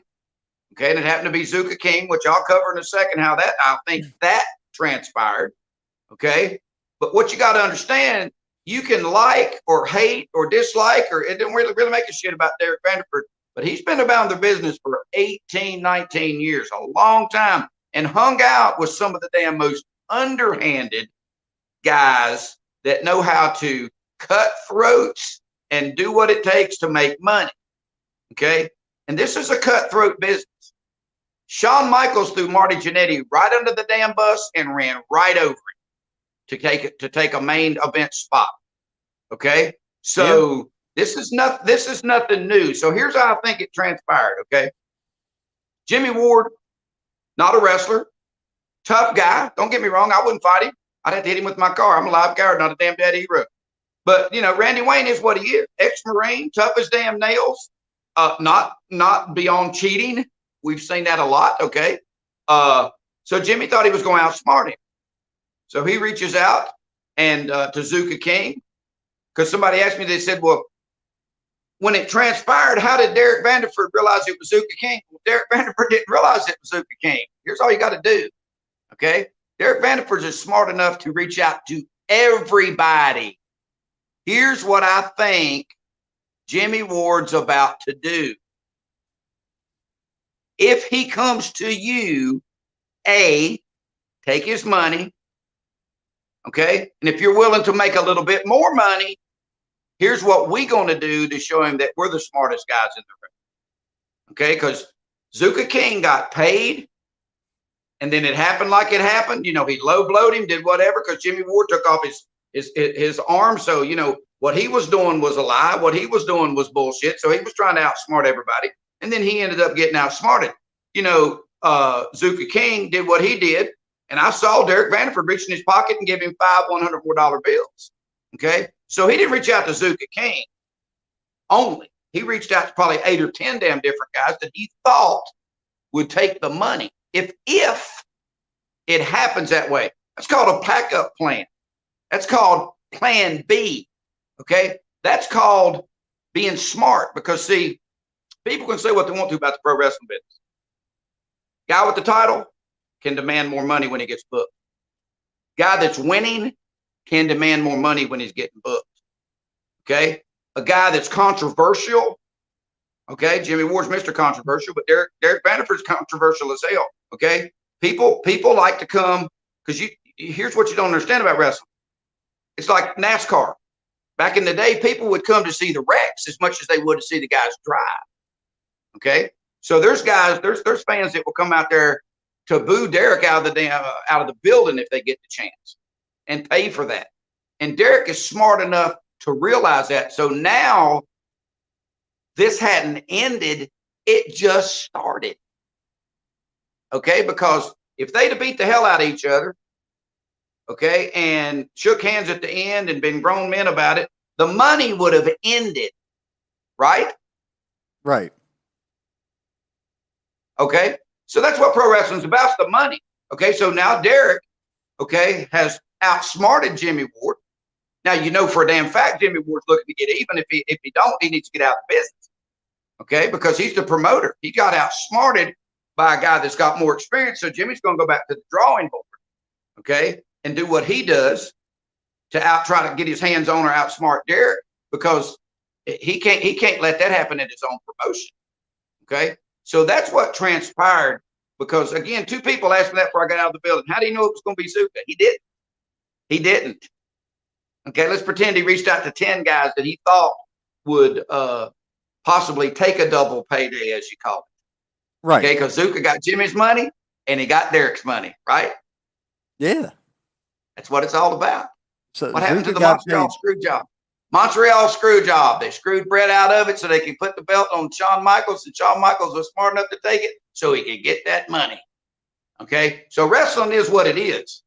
You call it entertainment, you can call it whatever. But Derek Vanderford's a very smart guy. Okay, Manny Fernandez, Manny Fernandez will whoop his mama's ass to get a payday.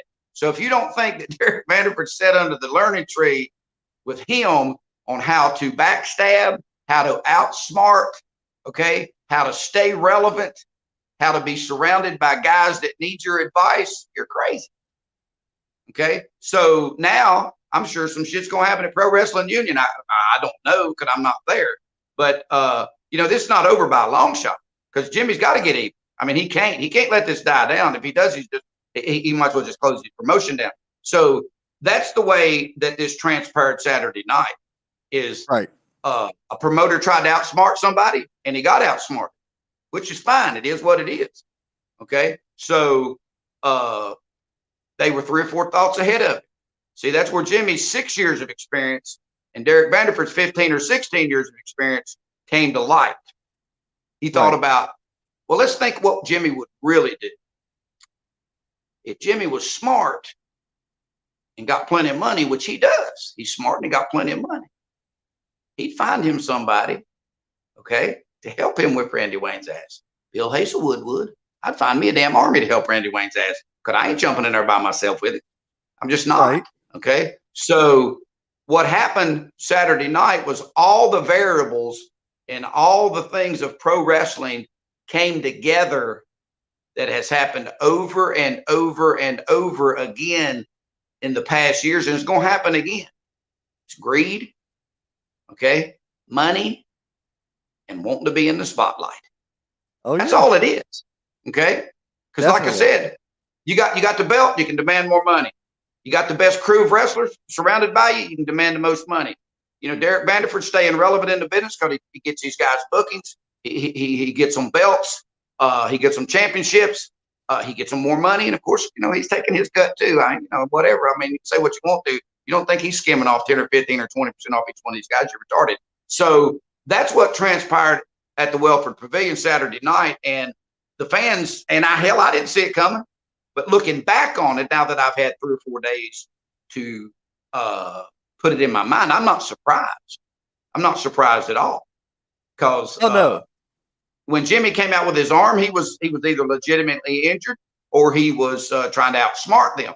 That was what it was. So he was trying to outsmart them. So if you don't think somebody that's been in the business for 15 or 20 years is going, hell, I think Jimmy Ward's going to try to outsmart us. And I think he's going to try to get some help. Okay. And then Derek sends out some direct messages or some text or shit like this. And, you know, it's called My Favorite Child. My grandmother had 9 kids and me. Okay. She eventually pulled us all in the bedroom and told each one of us she was her favorite. And don't tell the other one I told you that. So Derek reached out to this one, and he reached out to that one, and he reached out to this one, and he reached out to that one, and he happened to reach out to Zuka too. And he said, hey, man, I think this is going to happen Saturday night. And if you want an extra payday, okay, let me tell you what we can do. And Zuka just happened to be the guy that booked it. I mean, took the thing, and they got together, and Zuka made $500 extra. Hell, shit, kudos to him. I mean, it is what it is. Ain't nothing wrong with that. So that was the take on AWL Sunday afternoon. So this is not over by damn long shot. I mean, I'm telling you right now, they haven't ended nothing, which I was wanting them to end it on Sunday. But there's going to be some hell to pay. There's going to be some getting even. I'm just telling you, egos are going to get in the damn way again. Mouths are going to write checks. Asses ain't going to be able to cash. Lines in the sand are going to be drawn because, again, you can say what you want to about pro wrestling.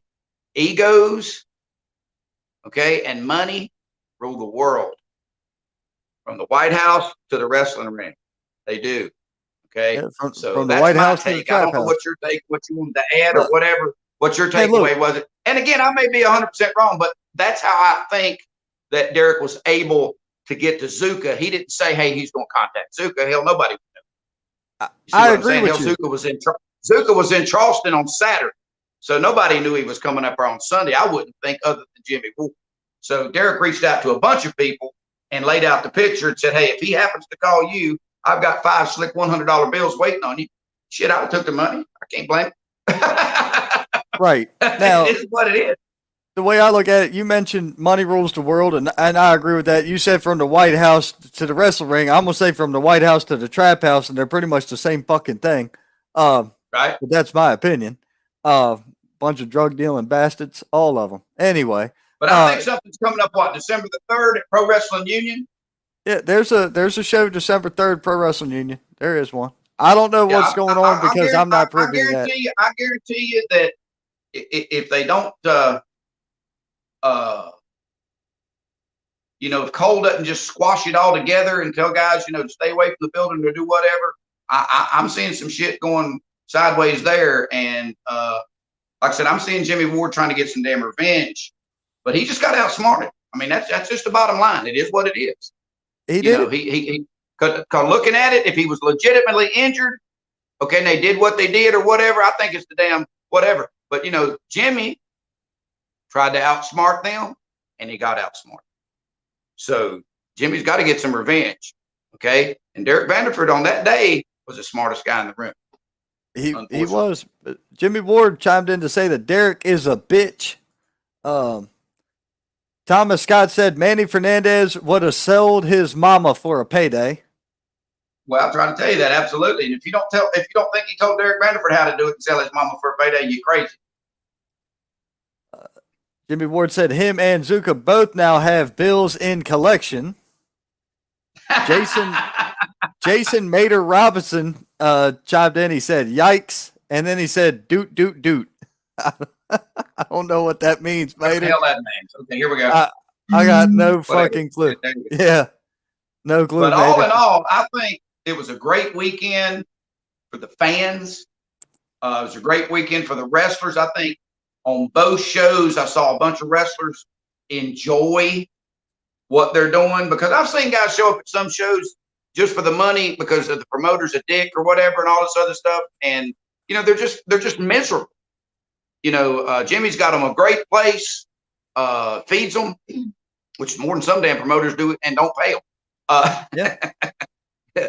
So he pays them well, got a great place to wrestle, to hone their craft, to get seen by other fans. And Zach Thomas, shit, he just got it figured out, man. He just does. I look for 2023 to be off the chart with both of these promotions. I think Jimmy's going to step it up, take it to the next level, continue to add stuff to the pavilion. Zach's going to continue to do what he does, only to ramp it up. Because again, Zach did a super show, brother. We drew 1,610 people with the Hardy Boys. Okay. This was probably the smallest show we've ever had, which was about 215. He sold 149 advance tickets, which hell, a lot of promoters would have, honked on Bobo, for 149 fans. So, and then he did about 60 more at the door. But the homecoming dance was right next door. We didn't know that till that whatever, the school administrator come over. And so we was going up against the strongest thing going, and still drew well. And so the guys had a great time. The 2 promotions, I'm honored and humbled that they asked this old washed up announcer to get back in the ring a few more times. So, it is what it is. So, that's my kind of 1 hour and 34 minutes and 52 second take. You think I'd look at that clock in the corner, did you? Hey, it don't matter to me, man. I'm good to go. I've been called the Iron Man of podcasting. I've also been called the Howard Stern of professional wrestling. I don't give 2 fucks about either one of those. That'll work. Shit, you wish you was the Howard Stern of professional wrestling. Howard Stern's worth about $500 million. So you ain't bullshitting. But anyway, there's some great shows coming up. Indie wrestling is hot right now. Like I said, Pro Wrestling Union's coming up December the 3rd. Unfortunately, I won't be able to be there. I'll be in Shelby, like you and I discussed earlier today. We're gonna get there. Unfortunately, somebody has knocked on the door. Oh, hell. Wants to be. Yeah. Hold on, let's see. What is man? Can I help you? Eric Vanderford, the smartest man in the room on Sunday. Bill Hazelwood, one smart guy and one guy who just showed up. Well, I mean, like I told you, man, you heard what I said. I don't agree with didn't get to hear. tactics. I had to take a break. Give me the quick recap. Well, what I told him was, here's my recap on the match. Okay, looking back on it, I've had 3 or 4 days to unwind on it. Jimmy Ward thought he was smarter than you, and he ended up not being smarter than you. And exactly. It is what it is, man. You've been around some of the most conniving, cutthroat sumbitches in the business, buddy. And if you don't think they passed on some knowledge to you, people are insane. So, like I said, Shawn Michaels threw Marty Jannetty under the bus and ran over him with it. So it's the type of the business.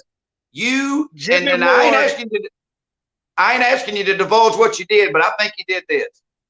I think you reached out to a bunch of guys because I think you thought this might be happening. Okay, because straight up, I think Jimmy Ward thought he needed some help. So you reached out to a bunch of guys, okay, and you said, hey, if this happens, y'all be smart enough to take Jimmy Ward's money, and I got 5 $100 bills waiting for you. Now tell me I'm wrong. Look, I mean, you're exactly right. And we knew the whole time, Randy, Wayne, and I, look, Jimmy Ward is so transparent. He thinks he knows more than anybody else. He does not, obviously. He didn't have a broken arm. Big surprise. He was just scared to get in the ring with Randy Wayne, which I don't blame him. I mean, I get that. But he shouldn't have made the match to start with. And then, I think, okay, who does Jimmy Ward have in his phone book that are my friends that he may call on? Well, one person I called and talked to about this was Zuka.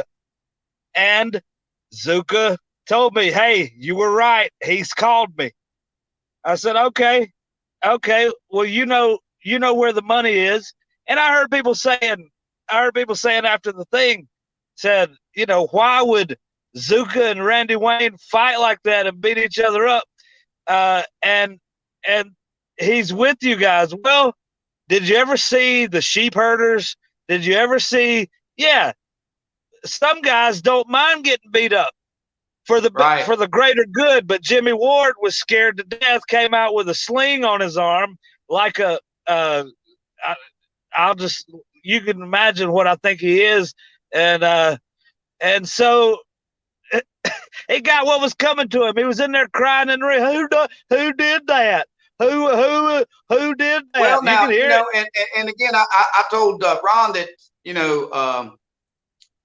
you're smart enough to realize that controversy breeds cash.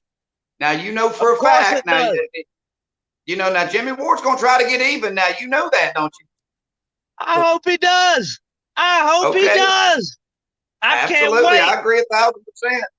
And to your point about Zuka King getting beat up, Muhammad Ali once told Diana Ross in the dressing room as the promoter come in, he said, here's the white guy that just gave me $2 million to get my ass whipped. Okay. So, I saw you hand Zuka King 5 $100 bills. So Zuka got your money and he got Jimmy Ward's money too. So, hell, you know, it is what it is. It's a tough business, sure man. did. It's a backstabbing Zuka's business. And, you know, some of all the people who are not under contract, Zuka is certainly one of the smartest people. He's somebody I consider a friend, and he did what he needed to do. And if you notice, the only people I associate with are people who are the best. Who are the best. It's what it is. You can't argue with it. Hey, what we call it in the wrestling business, staying relevant and getting that rub, you know. Yeah. And what happens? You know, you've got your stable around you. You know, your guys are hot. They get paid more. Your fee from them gets higher. Everybody makes more money. It is what it is, man. And these idiots online, like, well, excuse me. Go ahead. Listen here.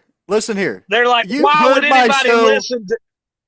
You've heard my show. Yes, You've been Ferguson, on my go show. ahead. You know, dickhead, that there's no fucking bleeping this. So if you got something to say, open your mouth. Let me zip my zipper up so you don't get fucking tempted, bitch. And say what you gotta fucking say. Well, see, you don't have to be vulgar. I'm a businessman, and I'm talking about business, and you're in here cursing and being vulgar, trying to be a heel. Well, that's not what we're doing here. We're talking about the show and what happened, and I'm professional, and I don't say things like you just said, which was way out of line. You're a professional con artist. You're a professional con artist. Are you kidding me? You are going to. I'm certainly not taking Derek's side by no stretch of imagination, but it's a con business. The Montreal screw job. Okay. Just occurred, 25 years ago. Talking about this shit for 25 years. Yeah, I get that. Vanderford, here's what's funny. Every day since. You just don't see documentaries about it, but yeah, it happens every day. Happens every single day. Does. But here's where you're fucking up. You want to?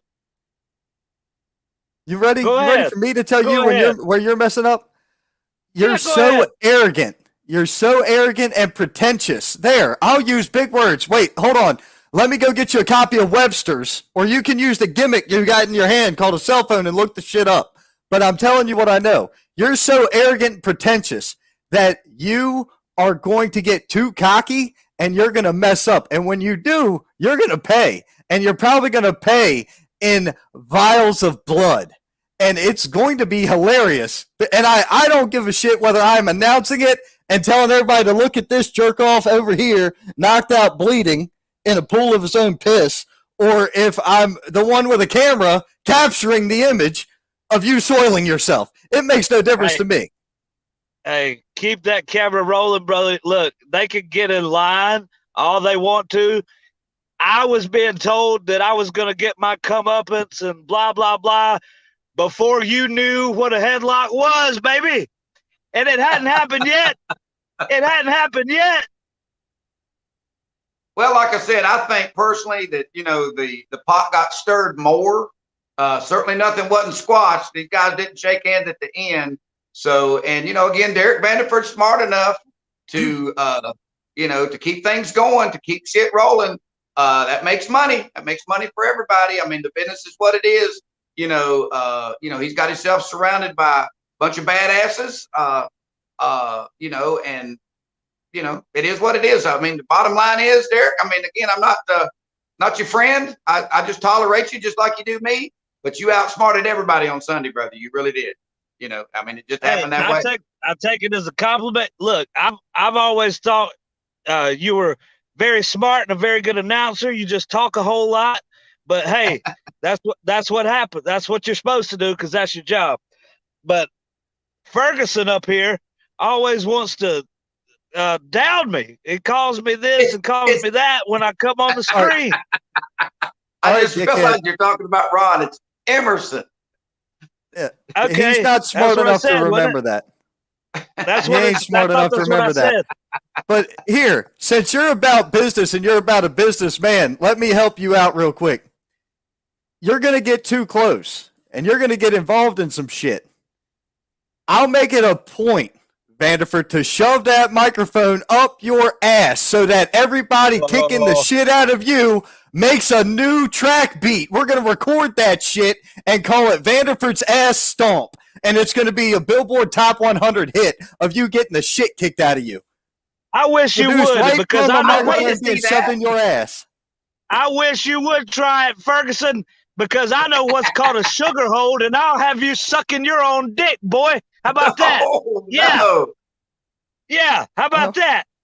If you want to cuss, how about that? A sugar hole? A Yeah, sugar hole? Google it. Google it. Google See it. what you find. Can you Yeah, see what spell you find. Google? Can you spell Google, you inbred bitch? Yeah, that's what's across your eyes Ron. right now, isn't it? A couple pair of Googles. Ron, this 61-year-old announcer will show you what a sugar hold is next time. How's that? No, I'm good. See what I'm talking about? But like I said, there was no doubt AWL, the Welford Pavilion, Vanderbilt can say what he wants to. Ferguson, Emerson can say what he wants to. Derek's smart enough to show up at the nicest places with the biggest crowd because that makes the most money. And he certainly knows how to stir the shit pot to keep it going. And that's what he did on Sunday. He outsmarted everybody.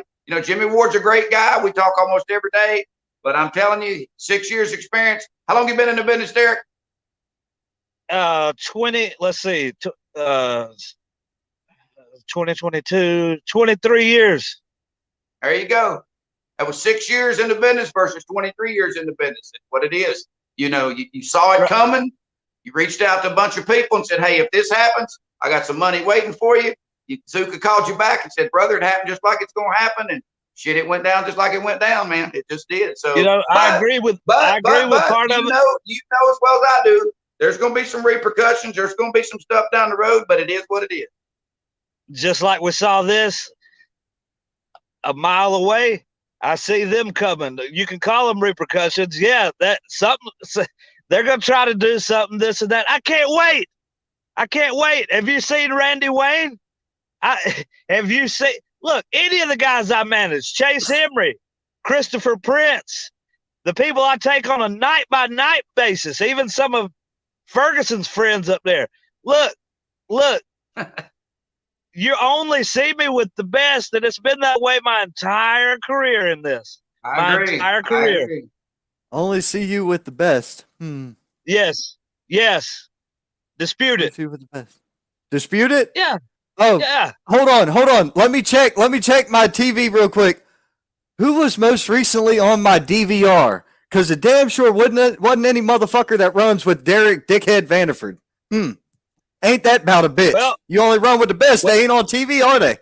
You want to keep talking? You want to keep talking money? Yet these guys are getting paydays and paychecks. Your ass wish you would have seen. I managed Luka Daniels before. Chase Emery. Managed Chase Emery. He's been on television. I've managed. I said most recently.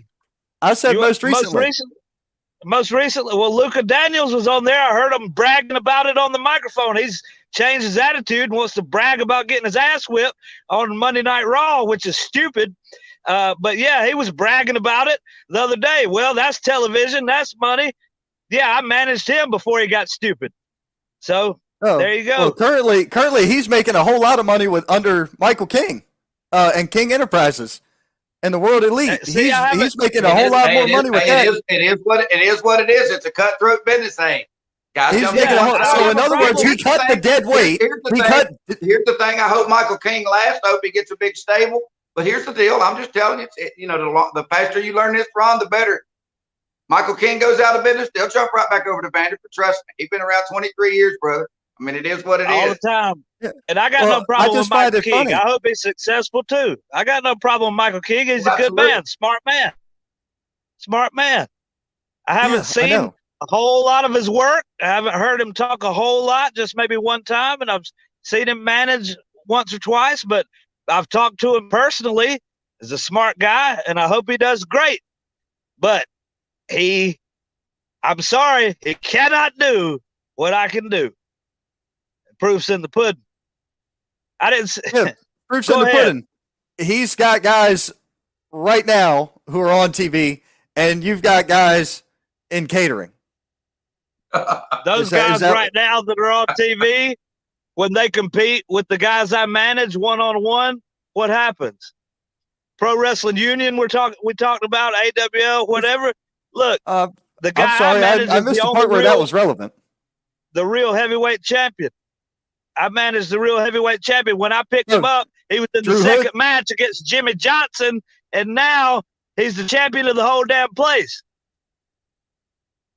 Coincidence? You tell me. I didn't know you were Drew's manager. No, I'm the real not the JV champion. You're talking about the JV champion. I'm talking about the real champion. Oh, the guy who went away on medical leave.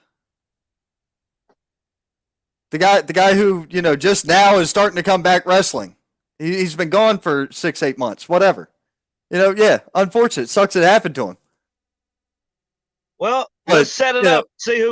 Let's see who's the man and who's not. Everything has to keep going. Everything has to keep going. The world keeps spinning. Maybe we should have a Ron Ferguson, Derek Vanderford cage match. Shit.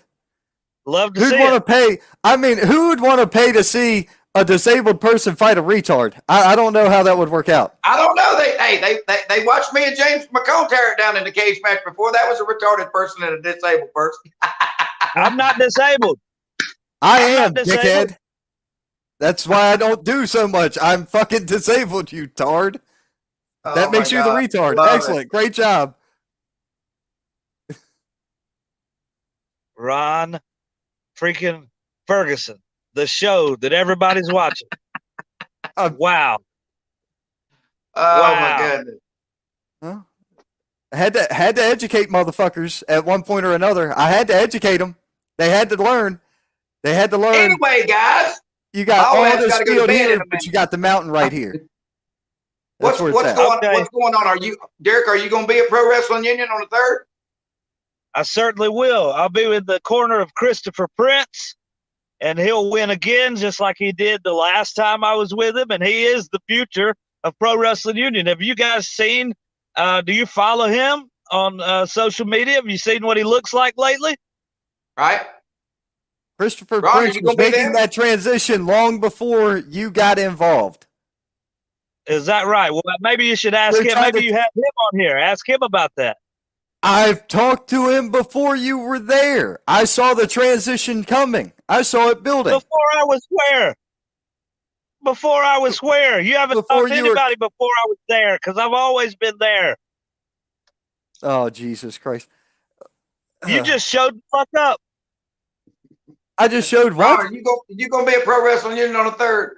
Of course I am. Yes, I'm working.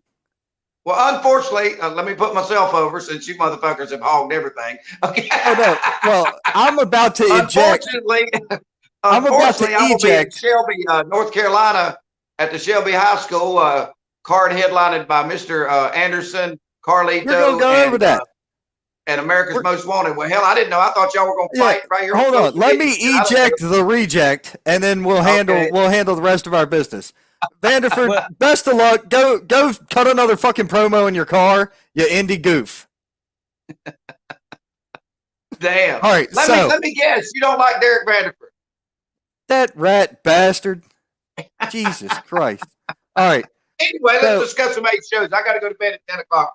I got to have my girl back to work at 4 o'clock in the morning. Oh, Jesus. All right. Let's handle December 3rd all the way around. Then you can go. All right. All right. So just December 3rd. Here we go. Jesus Christ. This is the best picture I could get. That's the event. NBCW and LPW present. I need a damn telescope. December 3rd, Shelby High School. This is a toy drive to raise toys for Noah's house.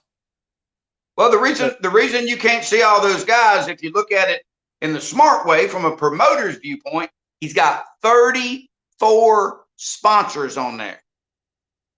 Okay, that's where we talk about running a seminar on the business side of it. 34 sponsors sponsoring this big event. Okay, and Carlito going to be there, Mr. Anderson or Mr. Kennedy when he was in WWE, and then America's Most Wanted, James Storm and Chris. What's Chris's last name? Hell if I know. What do you mean, hell if you know? I'm not sure. I know there were America's Most Wanted, but I don't Not know Chris who they Anderson. are. It's not Chris Anderson. I don't. That was Mr. Anderson. James Storm and Chris. Ask one of the damn people watching. They'll know. All right. See my brain dead ass at 10 o'clock at night. What happens? Yeah, I'll get to the comments when we're done going over this. Yeah, but Carlito will be there. There you Apple go. in hand. There you Mr. go. Kennedy. All right. Anderson now. Mr. Anderson. And then you've got the America's Most Wanted. That's all I remember him as. James Storm. James Storm, and hell, I can't remember Chris's last name. But anyway, I've seen all those guys in the last year, and those 3 pictures you just put up, they still look that good. You know, unfortunately, a lot of guys put guys on posters from 20, 30 years ago, and, you know, nothing wrong with that. It is what it is. But and I've seen fans show up and be depressed and disappointed. But I'm telling you, Carlito, he's been on TV, WWE in the last year. I've seen Mr. Anderson a couple events, and then, you know, America's Most Wanted, those guys are still in shape. They can still go. Going to be a great show, and I'm just honored and humbled to be able to announce it. So the fans in Shelby at the Shelby High School, good calls, great card, beautiful facility, and a washed up announcer. So it'll be a great show until I grab the microphone. So Right. All right. That's December 3rd in Shelby. Now December 3rd in Union, we've got Holiday Havoc. Chris Harris, that's his name. Chris Harris, James Storm. There you go. And I didn't Google that. I just remembered that. I'm glad you can remember it because I didn't remember him as a wrestler. But we were just talking about Christopher French with Dickhead Vanderford. Look, Vanderford's going to be there. There's your favorite manager in the background. I'm going to have to put up with his doofy ass doing the announcing. Thank Christ. Hopefully this opens the show and then that piece of trash will leave and I don't have to deal with him for the rest of the night. Hey, if there's more money to be made managing somebody, he won't go nowhere. Trust me. I promise you, he's probably going to try to see if he can whore himself out and be a manager in everybody's match for the whole night. He'll probably cut them all a deal. I'll do it for 50% off my normal rate. Well, what's your normal rate? Whatever I tell you it is. And then he'll double his rate to get the same money anyway. Snake bastard. Anyway, we've got women's professional wrestling. We've got Brittany Jade versus Ella Envy. Ella Envy is currently one half. Match, man. I'm telling you, that's going to be a good match. See, the cool thing about the indie scene, I think, on the girls or women's side, they're not divas. You stand women get there and beat the hell out of each other.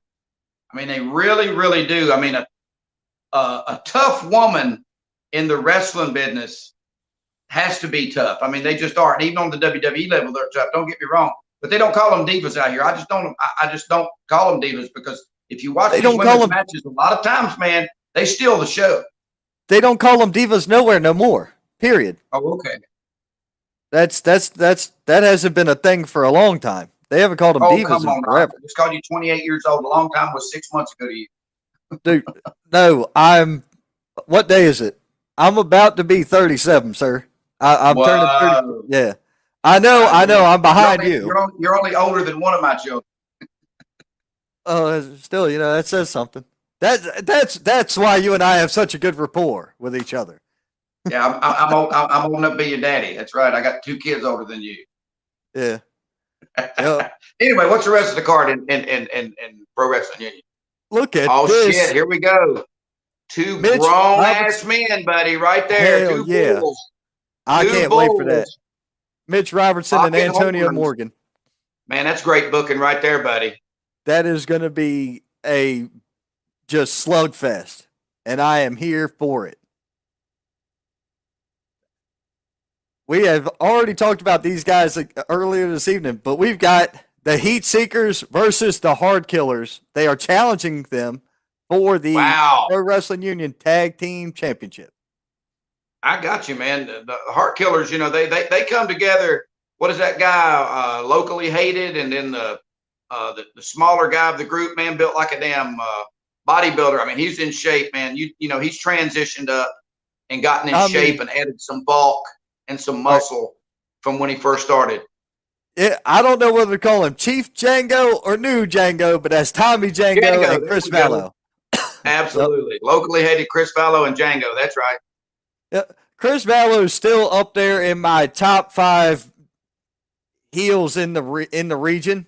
He's still one of the best heels in the region. He is one of the best bad guys. Locally hated, fits that son of a bitch. He needs to change it to regionally hated soon. He needs to change it to regionally hated. We've got Cam Jackson versus Dion Johnson for the Carolina. I'm gonna tell you right now, this is the show stealer right here. This is it. This is it right here. This will be match of the night. I'm a huge Cam Jackson fan. Dion Johnson goes without saying, but man, I'm telling you, buddy, that's going to be it right there. That's going to be the match. That's the kind of the Lodi Ziggy match from Saturday.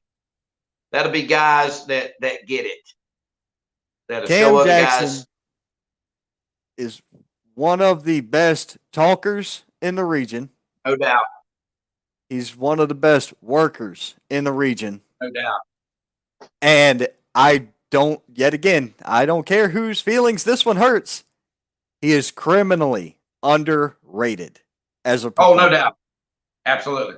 Yeah, if you're not booking this guy, you're missing the boat. If you ain't booking Cam Jackson, you need to put the fucking book down. Right. Because Cam Jackson is money. It doesn't matter where he goes. He cuts promos for every fucking thing he does. There was just a show bitching about people not cutting promos. Cam Jackson, Drew Hood, two of the best promos in the goddamn game right there. Right. Two of the best promos in the game. The whole game right there. Them two. I agree. Speaking of Mr. Hood, Drew Hood is defending his Pro Wrestling Union Heavyweight Championship against Bebop. Bebop, great young man, seen him evolve. And of course, like I spoke earlier of Drew Hood, you know, the evolution of Drew Hood is just second to none. So again, strong card, man. I mean, that's just great booking on Cole McAbee's part, giving the fans of Union, South Carolina, you know, their money's worth. That's what I try to tell people, man. Is it worth the money? You know, because $10 or $15 doesn't sound like a lot of money, but if you got a couple crumb snatchers and your wife, you know, you're out $60 sitting at ringside. You got to get your money's worth. And, you know, great booking and great matches, you know, give it to them. Because there's certainly shows out there that aren't worth the damn money, which, you know, it is what it is. So. Right. Now, coming up later on in the month of December 16th, I do not have a flyer for it yet, but that's Friday, December 16th in Charlotte, North Carolina. Pro Wrestling Savage is putting on a toy drive at Camino's Gym. I think it's called Camino's Health Center, Camino's Fitness Center, something along those lines. As soon as I get the flyer, guys, y'all are going to have it out here. After that, the same weekend, Sunday the 18th, back in Monroe, North Carolina, XWW. Look at the talent on this poster. Well, XWW's took it to the next level too. I mean, he's got a great business partner, well funded, which is a plus. Well booked, which is a plus. So you know they've put their money where their mouth is. You know, kind of like Jimmy Ward's done at the Welfare Pavilion. You know, booking the best talent, running great shows. So you know, phenomenal card. Right, and as more shows get announced going into next year, we'll be sure to bring them to you. But right now, we do have one thing on the calendar for next year that's been locked in. I've got to get the rest of my dates from the rest of my companies I work for. But the current thing we're staring down coming up in February of 2023 at the end of the month, Stranglehold Championship Wrestling. This is your heavyweight title match occurring at this. This is a 2-day event. There is at least 3 cards. And they're from where they're running out of? 3 cards. This is in Macon, Georgia. Gotcha. Georgia's a hotbed for pro wrestling right now. Georgia and Tennessee. Well, here's the kicker. Here's the big kicker about this. We've been talking all night. We've been talking about all these different things coming up. And, you know, that one right there is going to be a show stealer. This matchup right here. If you guys don't know who the real Drago is, you're about to find out, but you're going to find out in more ways than one. First and foremost, you're going to start seeing this cat travel more because he looks like Goldberg, but he's 15% faster and he can actually work in a ring. Well, I've said this for last couple of years. Since COVID, I think that a lot of promotions have come back stronger. That the fan, it's a good time to be a fan of indie pro wrestling. There's phenomenal shows and talents on a multi-state level here in the South, which it used to not be. There was not a lot of choices for fans to go to. Now, there's some still shit mud shows out there, which it is what it is. But as far as top-notch shows, and they bringing in top-notch talent and booking it the right way, there is no better time right now than to be an indie pro wrestling fan. Because, again, there's nothing wrong with watching it on television and buying the pay-per-views or, hell, going to the Coors Wellness Arena and you ain't got $150 set ringside, set a half a mile away. The experience it is what it is. But to be on the first, second, third row, or even if you're in the bleachers, you're still only about 20 feet from the ring, and you got the meet and greets where you get to see these guys and all this other stuff. It's just an entirely different experience, even though it's the same sport or form of entertainment, whatever you want to call it. That the level of booking, talent, venues has really gotten better for the indie pro wrestling fan, that's all I'm concerned about. People can talk about all they want to do about this. If you look at it from a business perspective, it's asses in seats. Oh yeah, okay? definitely. If you look at it from a fan's perspective, it's great wrestling. That's it. Everything else falls in between under those two categories. Asses in seats, entertainment value. If asses are in seats and then your asses in seats keep going down, that's because your entertainment value didn't go up. Okay, but if you got asses in seats and your entertainment value goes up, your asses in seats is going to keep going up. So that's the business model. It ain't rocket science. By no damn stretch of imagination. They've been doing this shit for 105 years. Okay, so it couldn't be a better time to be an indie pro wrestling fan. There are just so many choices to get out there. There's so many places to go. And don't feel like if you go to a show and it's not well booked and it happens to be a shit show, which they're out there, but that's in anything. There's bad hockey teams. There's shitty football teams, all that stuff. There's shitty movies. Okay. Don't judge the other shows. Give another show a chance. Okay. Because there's a ton of options out there. And I'm just blessed to be able to do this for 21 years and be my escape from reality and, hang out with some of the stars and, just be this washed up announcer that they've allowed me to be for 21 years. Shit. Now, you made a remark earlier about, people trying to be like you and stuff like that. I don't aim to be like anybody, but I like to learn from everybody. Right. Well, there's nothing wrong with that because again, you can look at you learn something from everybody. You certainly learn the bad things not to do, and you learn the good things to do.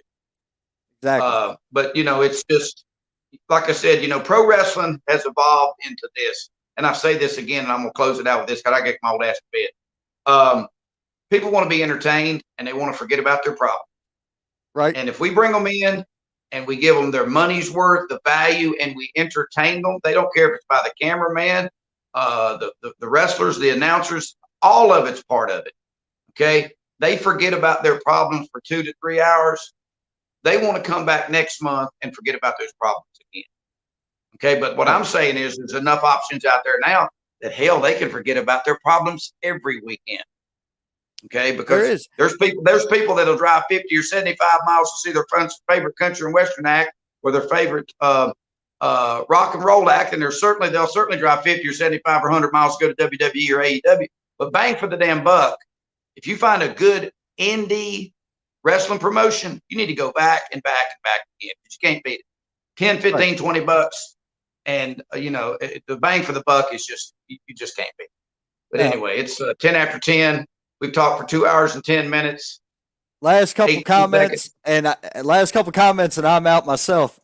But you had Jimmy Ward said, I had respect for Derek. Keyword is had. And Ron don't like Derek. No, I don't like snake in the grass, bullshitting ass lying people. If I can't trust you, I got no need for you. And well, then Jimmy Ward Derek's high on that list because he's done what he's gotten where he's gotten by taking advantage of the business. But that's not unique to Derek Vanderford. That's not right. That's not. I mean, that goes back to Bobby the Brain Heenan.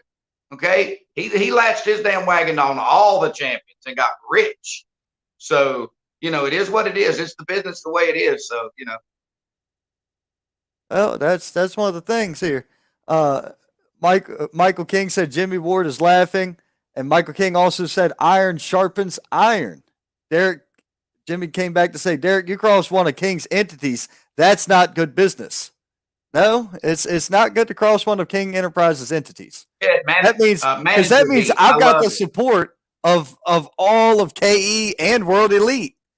Derek Vanderford thinks he's fucking smart because he knows KE and Michael King.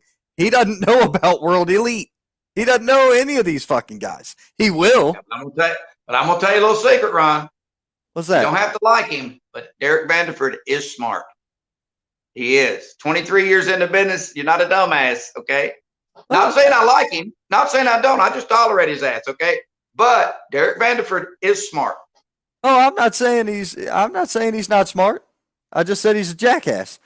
Jimmy Ward said, somebody get me a beer out of the fridge. Me too. I need another drink.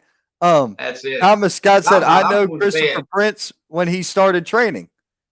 Let's see. Ron, you have to like Derek because King does. No, that's not true. That is not just because I have association and a great working relationship with Michael King does not mean that I have to like the same people he likes. That's not. The enemy of my enemy is my friend. And then let's see. I respect him and his experiences. It's also a confirmation of my abilities to get to his level in just 2 years. That is a very smart point by Michael King. Michael King's only been doing this 2 years, and he's already on the same level as Vanderford. There you go. And then Derek Vanderford comes in. Look, for the guy who talked all the shit, apparently, hey, what's up, Window Willicker? How you doing? Does the window taste good? Because you got to be looking the fucking screen. What did he say? Read it now. You got to read the comments. He said Bill Hazelwood is now Ron Everson's daddy in my book. Okay, whatever. Disney bitch. Oh, damn. And then Cameron Jackson is a great man. Well, you always had an eye for fucking talent, didn't you? Oh, Lord. Jamie Earnhardt chimed in to say, how's y'all's night, bro? It's going, man. It's been going pretty good. How you doing, Jamie? But next week, live and in living color right here on the Wrestling Wire, it's going insane because I'm not going to do a Thursday show. I'm going to do it on Tuesday. Opening up the show, we have the promoter of Stranglehold Championship Wrestling coming on, Eric Nelson. He's going to give us the whole rundown for this whole thing because there's a lot to unpackage with that show. Yeah. Then, representing the World Elite. Hey, look, there's that phrase again. World Elite is the reigning Stranglehold Championship Wrestling heavyweight champion, the Real Drago. Real Drago is going to step in, and he's going to tell everybody what's going on. Because I'm going to tell you one thing. A lot of great opportunities for fans to see pro wrestling at a higher level, at a price that won't murder you. You don't have to take it out. You don't have to use your credit card or take out a damn mortgage or, put it on a credit card and pay it off next month. I mean, indie pro wrestling's hot right now from Georgia all the way up to Virginia. West Virginia's killing it. Tennessee's killing it. So, I know these guys travel all over these places. So Kentucky, North Carolina, South Carolina, Virginia, West Virginia, get out and see it. And again, like I said, if you run into a shit show, don't hold it against everybody. Get around to 6 or 8 shows this coming year, and I promise you'll be hooked. Man, well, Bill, I know it's past your bedtime, you geriatric bastard. I love you. Thank you for being here. Well, Ron, it's been real and it's been nice, but fuck it, it ain't been real nice. And the pleasure has been all yours. See there, Bill can turn a heel too. Yep. It's fun to let loose every now and then, isn't it? That's it, buddy. Have a good night, buddy. We'll see you guys. You too. Yep. Guys, Thank you all for sticking with it. 2 hours, 15 minutes. It ain't an Ironman run, but hell, it was a good run. Thank you once again for tuning in. Appreciate all of you for chiming in. Everybody's comments except for Dickhead Vanderford. Beyond that, like I said, be on the lookout next week. We got Eric Nelson. We got the Real Drago. They're coming in hot because y'all know how this show is. It is unscripted, unfiltered, unedited, and unapologetically probably the most obscene podcast for professional wrestling that there is. And I'm okay with that. I don't care. I'm fine. I like to have a good time. My guests like to have a good time. It's all about having a good time. And it's all on my dime just for you. So thank you all for tuning in. Have a great night. We'll see you next Tuesday night because we're not going to do a Thanksgiving turkey. We're going to do a Tuesday night show. You guys have a good one. We'll catch you next time. Thank you.